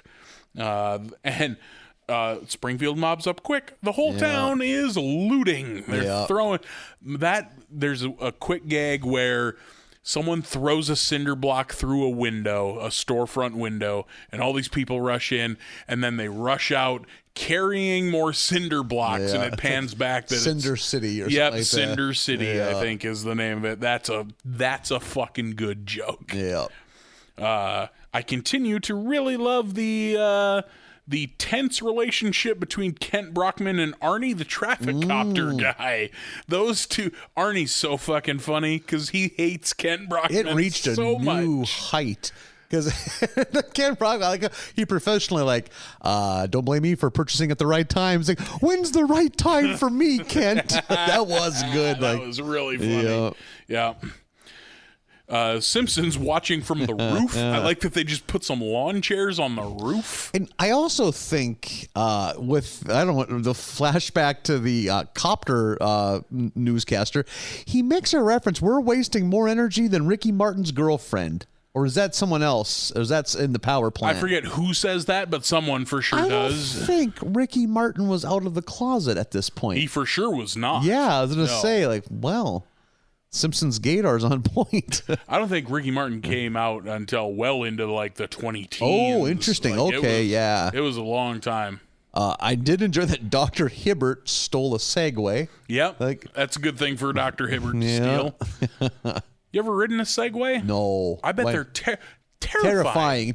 Till you get the hang of it. But yeah, like the idea that people can just casually ride a skateboard is insane to me. Yeah. Like, I saw, and I've seen it a couple times around here. Like, this is now just old men talking about what the kids are up to. But I saw just the other day, like a block from here, a kid riding one of those. Okay, imagine a skateboard and you take all the wheels off. So you just have the board, and then you cut a hole in the middle and shove a big tire in there. Yep. So the tire's in the middle of the board. Yep. It's obviously wider than a skateboard logistically, but like a one knobby tire in the middle. And I was like, what the fuck? I don't even know how you could do that. I don't know what kids are doing is what I'm getting at. again, you purchase that, and like, what's the first attempt to ride it like? I couldn't I mean, imagine that being tire bold is so enough. wide. Yeah. I bet it's easier to stay on than a skateboard is. It just seems like it'd be easy just for it to flip your ass right backwards off of it. Like, yeah. It's more about front to back balance than side to side balance. Oh, absolutely. You're right. Yeah, like, You ever tried a skateboard? oh man, if I did, I was a teenager and Yeah. it never went anywhere. I Like, never did. I had a friend in high school who was convinced he could teach me to rollerblade, and that fucking never happened at all. Once had roller skates on my feet when I was like 10, and it was embarrassing. And I was in Florida, so I was already out of my element. And then I also, maybe even younger, there was a couple very half-hearted attempts to teach me how to ice skate. Okay. And I was like, nope, I don't like any of this. I don't think I've ever tried that. yet. I flat out can't. Okay, like my default standing position, if I'm just standing somewhere, my feet are each out at like a 45-degree angle. So if you put wheels on that and have me coast, like, I forget what the word is. It's either pigeon-toed or splay-footed. You're splay-footed. There you Yeah, go. Yep, they yep. go outwards. Yeah. Like, so now put me on wheels. I just roll and my feet slowly get further apart until I fall down. Like, that's how I rollerblade. That sounds excruciating. It is. It's Just not good. Asking for a torn hip labrum. Yeah, that same friend, God bless him for fucking trying. That same friend was the one who was convinced he's going to teach me how to swim I immediately thought of that. and legit had to pull me from a pool on an FFA trip Really? because I was going to fucking die. I am convinced I could be your pool whisperer. You would just be another in a long fucking line, Nathan. I think you're older now, and you're not as ruled by impulse. Someone else tried it. Someone else had the same attitude not 5 years ago. Oh, So well. it's been tried recently. that may change my. I may have lost a little of my Confidence. yeah, I was pretty certain I could be the one, but nope. Okay, No, can't do it. Simpsons are watching all the looting from the roof. Bart's going to go get a beer, but Homer was shuts good. that down. 10 years old, I had probably had my not a full beer, Yeah. but like definitely had a here, take a sip Oh yeah. by now. Yep. Well, that would be a thing if my folks had friends over there all drinking beer. Yeah. If I asked for a sip, my mom would get, because she knew I'd immediately recoil from it. I Sure. did not like it at all. Yeah. Or do you ever remember being given I remember adults would mix a little tomato juice and beer together for you to sip. I remember getting that at a couple people's house. Maybe No, that's I've not never. maybe that's a gateway into drinking beer at far too young of an age, looking back at that. Like I'll do that in my adulthood. I Yeah. love a red beer. I'll have a chelada. I mean, these were heavy on the red, if that makes sense. Sure, It's like, yeah, just a splash. Yeah, like, get their foot in the door. Maybe they'll like it. Like, Nope, I don't think I was fucking slamming Budweisers at this Yeah. point. I wasn't stone cold in it for sure. But just casually drinking a beer with dinner when you're 10. yep, smashing them over my head like the day. Sandman. Cops show up to the looting. They're immediately overwhelmed and taken over. Somebody call 911. That was a good line. We have a town hall meeting now. Town hall meetings and riots both happen a lot in this town. They sure do. There's a great bit where the sea captain is like, somebody's stole my glass eye, and he pulls out his eye and then bounces it off the wall, and it banks right back into his eye socket. He's like, this is just a super ball. Yeah. Oh, fuck, that was funny. The town wants better police is what we're getting at in this town hall meeting. Back at the Simpsons, during all the hubbub and the rioting and the looting, someone stole Lisa's Malibu Stacy dolls, so now Homer's invested. Yeah. Like, of course, as we've learned over the past year or so, no one's invested in anything till it happens to them. It's got to hit home first. And even then, often not. I ain't wearing a mask. We won't miss Grandpa that bad. You got 2 of them. We find out pretty quickly that it was Jimbo who stole the dolls. Hat. Yep, found that hat. What is his response when Homer gets him? It's like, I think it's a gross representation of women. Yep, that's why he stole it. Yeah. Like, it's not a delinquent reason. Yeah. It's like a super woke reason. I like that. Homer captures Jimbo, and then he saves a poo from a snake, and now he's kind of got a taste for this. He's got a taste for the protecting and the serving. So he starts his own private police force, which is a term that sends chills down the spine. Yep. Private police force. Is it Spring Force? Is that Spring Shield. Spring Shield? They're far better name. There we go. So he forms that with Lenny and Carl. He drags them into this as well. Quimby, his answer to the poor police performance is he disbands the police, and so Spring Shield is the law. Charge. Yeah, they're the law now. Episode picks up pretty quick as Homer is out there. Homer, Lenny, and Carl are out there busting crimes, and they bust Fat Tony's ferret ring, which is such a great, of all the crime sprees he could be on, they're hot gluing cotton balls to ferrets to make them look like toy poodles and sending them out the door selling fucking ferrets. Laughed real hard at that. And Tony and his boys, they give Homer an ultimatum. They're gonna gun him down if he doesn't leave town by noon tomorrow. And they make that announcement on a morning zoo radio show, which I thought was funny. And then the jock is like, what song you want to hear, Fat Tony? And he requests fucking Radar Love by Golden Earring. And I loved Homer, of course, because that's his genre right music. In his wheelhouse. And I thought a nice touch was him just getting into it. And then if you notice, Maggie is bopping her head. Maggie's bopping to Radar Love. And like Bart is just ignoring it, eating breakfast. There was so many little things going on that I enjoyed. Like, yeah, because Homer's sitting at the radio and he's like, "Oh God, fucking Fat Tony's gonna kill me. What am I?" And then pretty soon, just driving all night, hands went on the wheel. Like, holy shit, that was funny. Yeah. And I like that he. Like, in that whole first verse, he gets about 4 words wrong. Yep. That was a nice touch. Yep. That he doesn't sing all them wrong or all them right, but he misses just a few. I think at the end there's one verse he completely butchers. Oh, does he completely do one whole line? Yeah. Yep. Yeah, that was funny. Fun fact, I fucking cannot stand that song. Yeah, of the 2 Golden Earring songs, I will take Twilight Is the other Zone. Ballroom Blitz? Nope, that's Sweet. That's Sweet. Ballroom Blitz, I also really can't fucking stand. Yeah, and they're a band that has a few other songs I prefer much more than Ballroom Blitz. Yeah.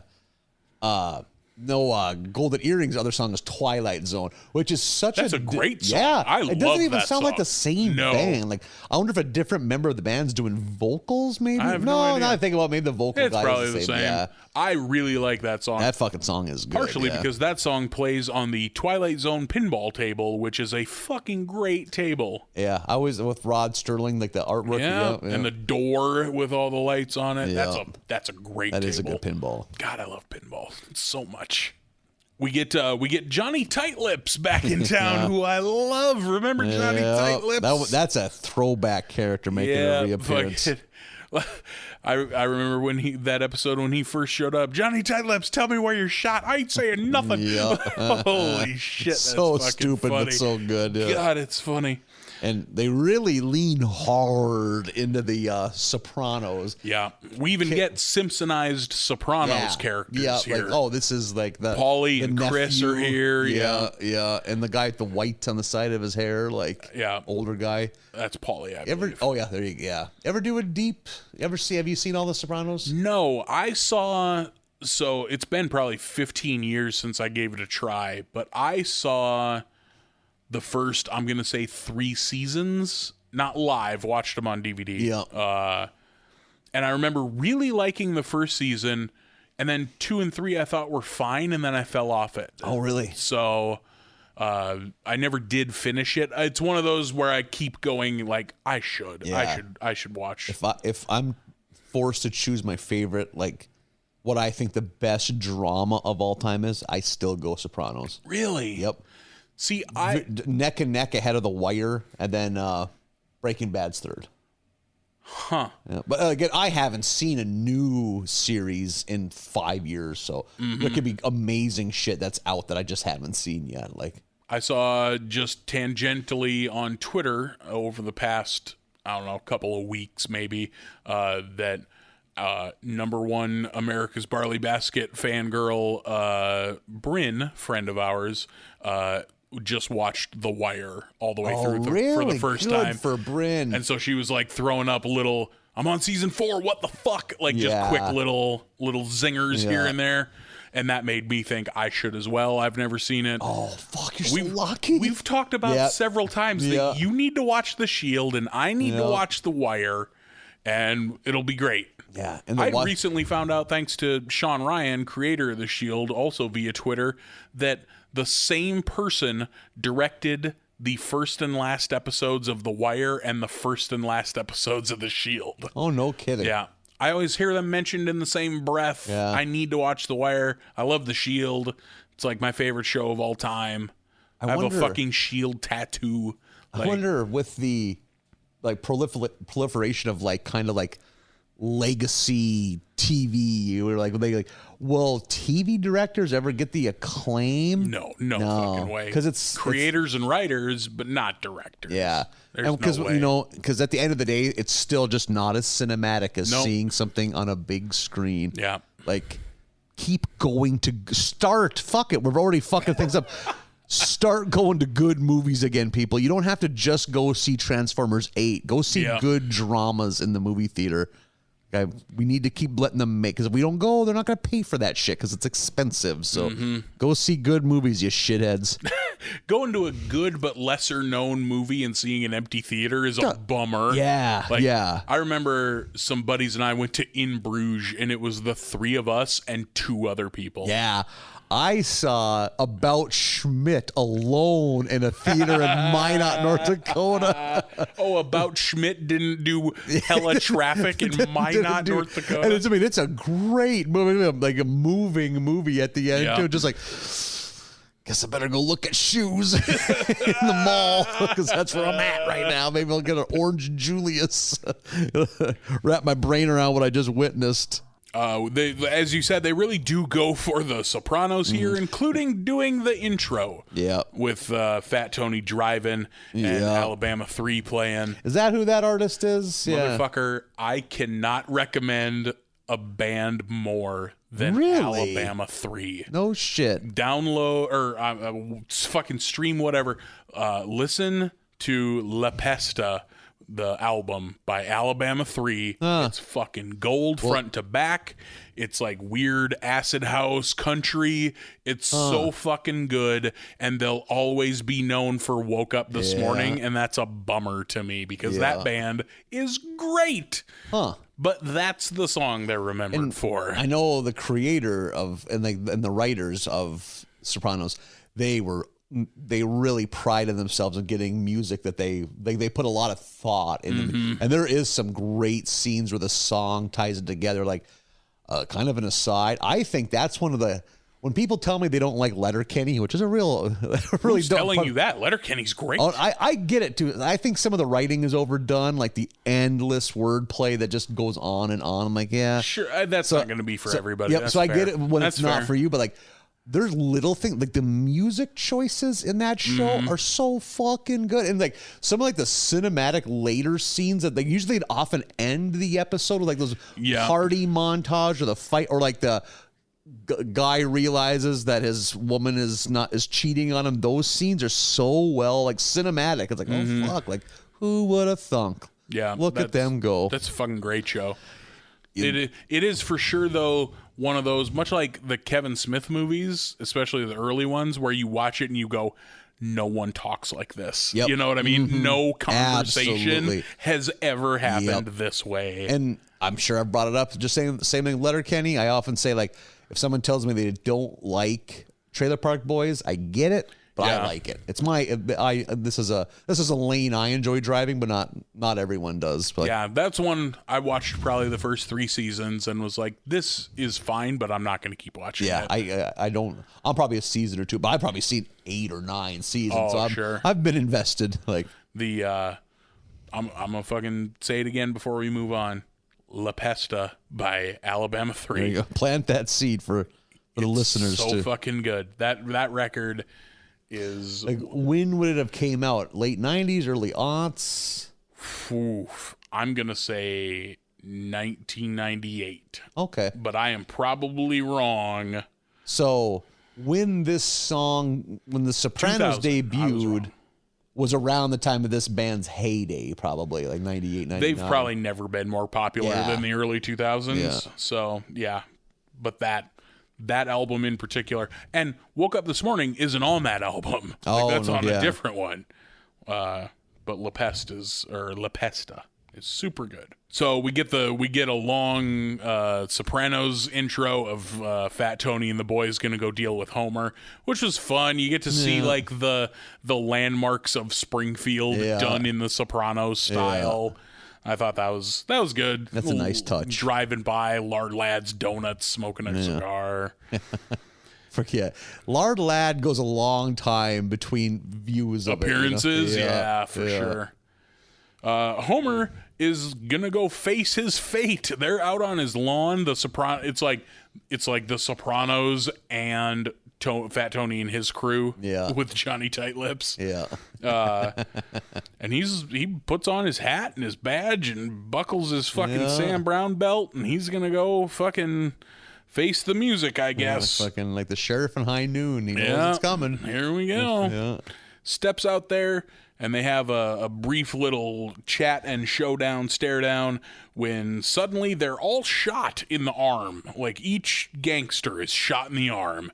And it's like, oh, we don't know where that's coming from. Who's fucking shooting?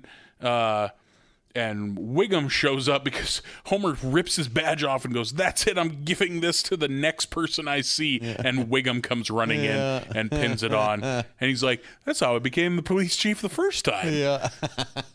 Like, that was a nice bowl. Like, because we've had a couple in this batch where it's like, well, that ending just seemed, okay, we need an ending. We're at 22 minutes. Like, I like that circling around to making sure Wiggum is in charge again. Everything's got to be status quo when you get back. And then we pan upstairs, and the gunman who we thought was Wiggum was actually Maggie. Yeah. Maggie shot all the gangsters to save her dad. Yeah, it's like, well, that's a little much. That was a little but- goofy, yeah, but yeah. it was fine. It was nice. A nice, sweet Maggie moment. Yeah. I could have done without. I think it's fucking Marge says like, because she quick puts the gun away and pretends she's sleeping. Yeah. And I think it's Marge is like, maybe she's dreaming about how she shot Mr. Burns that time. It's like, we didn't need reminded of that. Yeah, like, good point. You know, like we didn't need, that was a little much for me. We could have just ended the episode, but. I think it's this episode too that I did like the gag, like the kind of fourth wall gag where it's like when Homer and Marge are talking about him starting a security business, but he's like, "Oh, I've already been like a nuclear technician," and rattling off. He rattles off like every job. 75 jobs he's had. Yeah. And Like- Marge like leaves and goes and puts her Yeah. curlers in and comes back. Yeah. It takes that long. This had a lot, kind of a slight Mr. Plow vibe.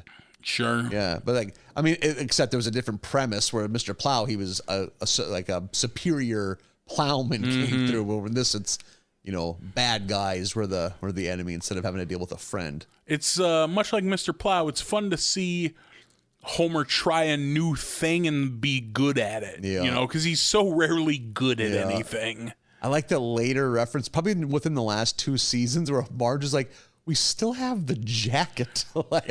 He's acting like he doesn't remember. Yeah. And Ned is telling, remember you had the jacket. No, you're wearing the jacket. That's what it is. That's what it is. Yeah, like still has the Mr. Plow jacket. Yeah, but doesn't remember it at all. Yeah, really, me? But that's a wrap on season 13. We did it. And a wrap on episode 58 of America's Marley Basket. This batch I thought was good. I thought there Better was like than the last 2. Yeah, there was like one episode that I thought was just fine, but everything else I thought was good. And the Apu and the Lisa ones were probably my favorite of this group. The Lisa one, my favorite. The hey, it was all a reality show kind of undid the whole episode for me. Yeah. So wasn't a huge fan of that one. But this one, even though the Sopranos thing feels pretty dated to me, it was still fun to see. I like that when they can make choices like that. That's like, well, this is just for them, but it's like good. I like that they're that successful that they can do oddball shit and like. And I like them going so far as to just do the whole intro of the Sopranos with that song and everything. Yep, I thought that was a good choice on their behalf. I got no beef with them leaning into their pop culture references that hard. Yeah, it's like if you're gonna do it, go for it. Try to make it interesting, Yeah. Like, and we'll do it again next week, I suppose, if we must, which we must. Yeah, watch The Simpsons. Don't act like you're better than The Simpsons. Like, who do you think you are? Watch those goddamn episodes with us. We will do episodes 1 through 5 of season 14 of The Simpsons for next week. Fall of 2002. Yep, fall of 02. Picture where you were. What did your body look like in the fall of 2002? Oh, thinner. Thinner? Not thin, but Not thinner. Thinner.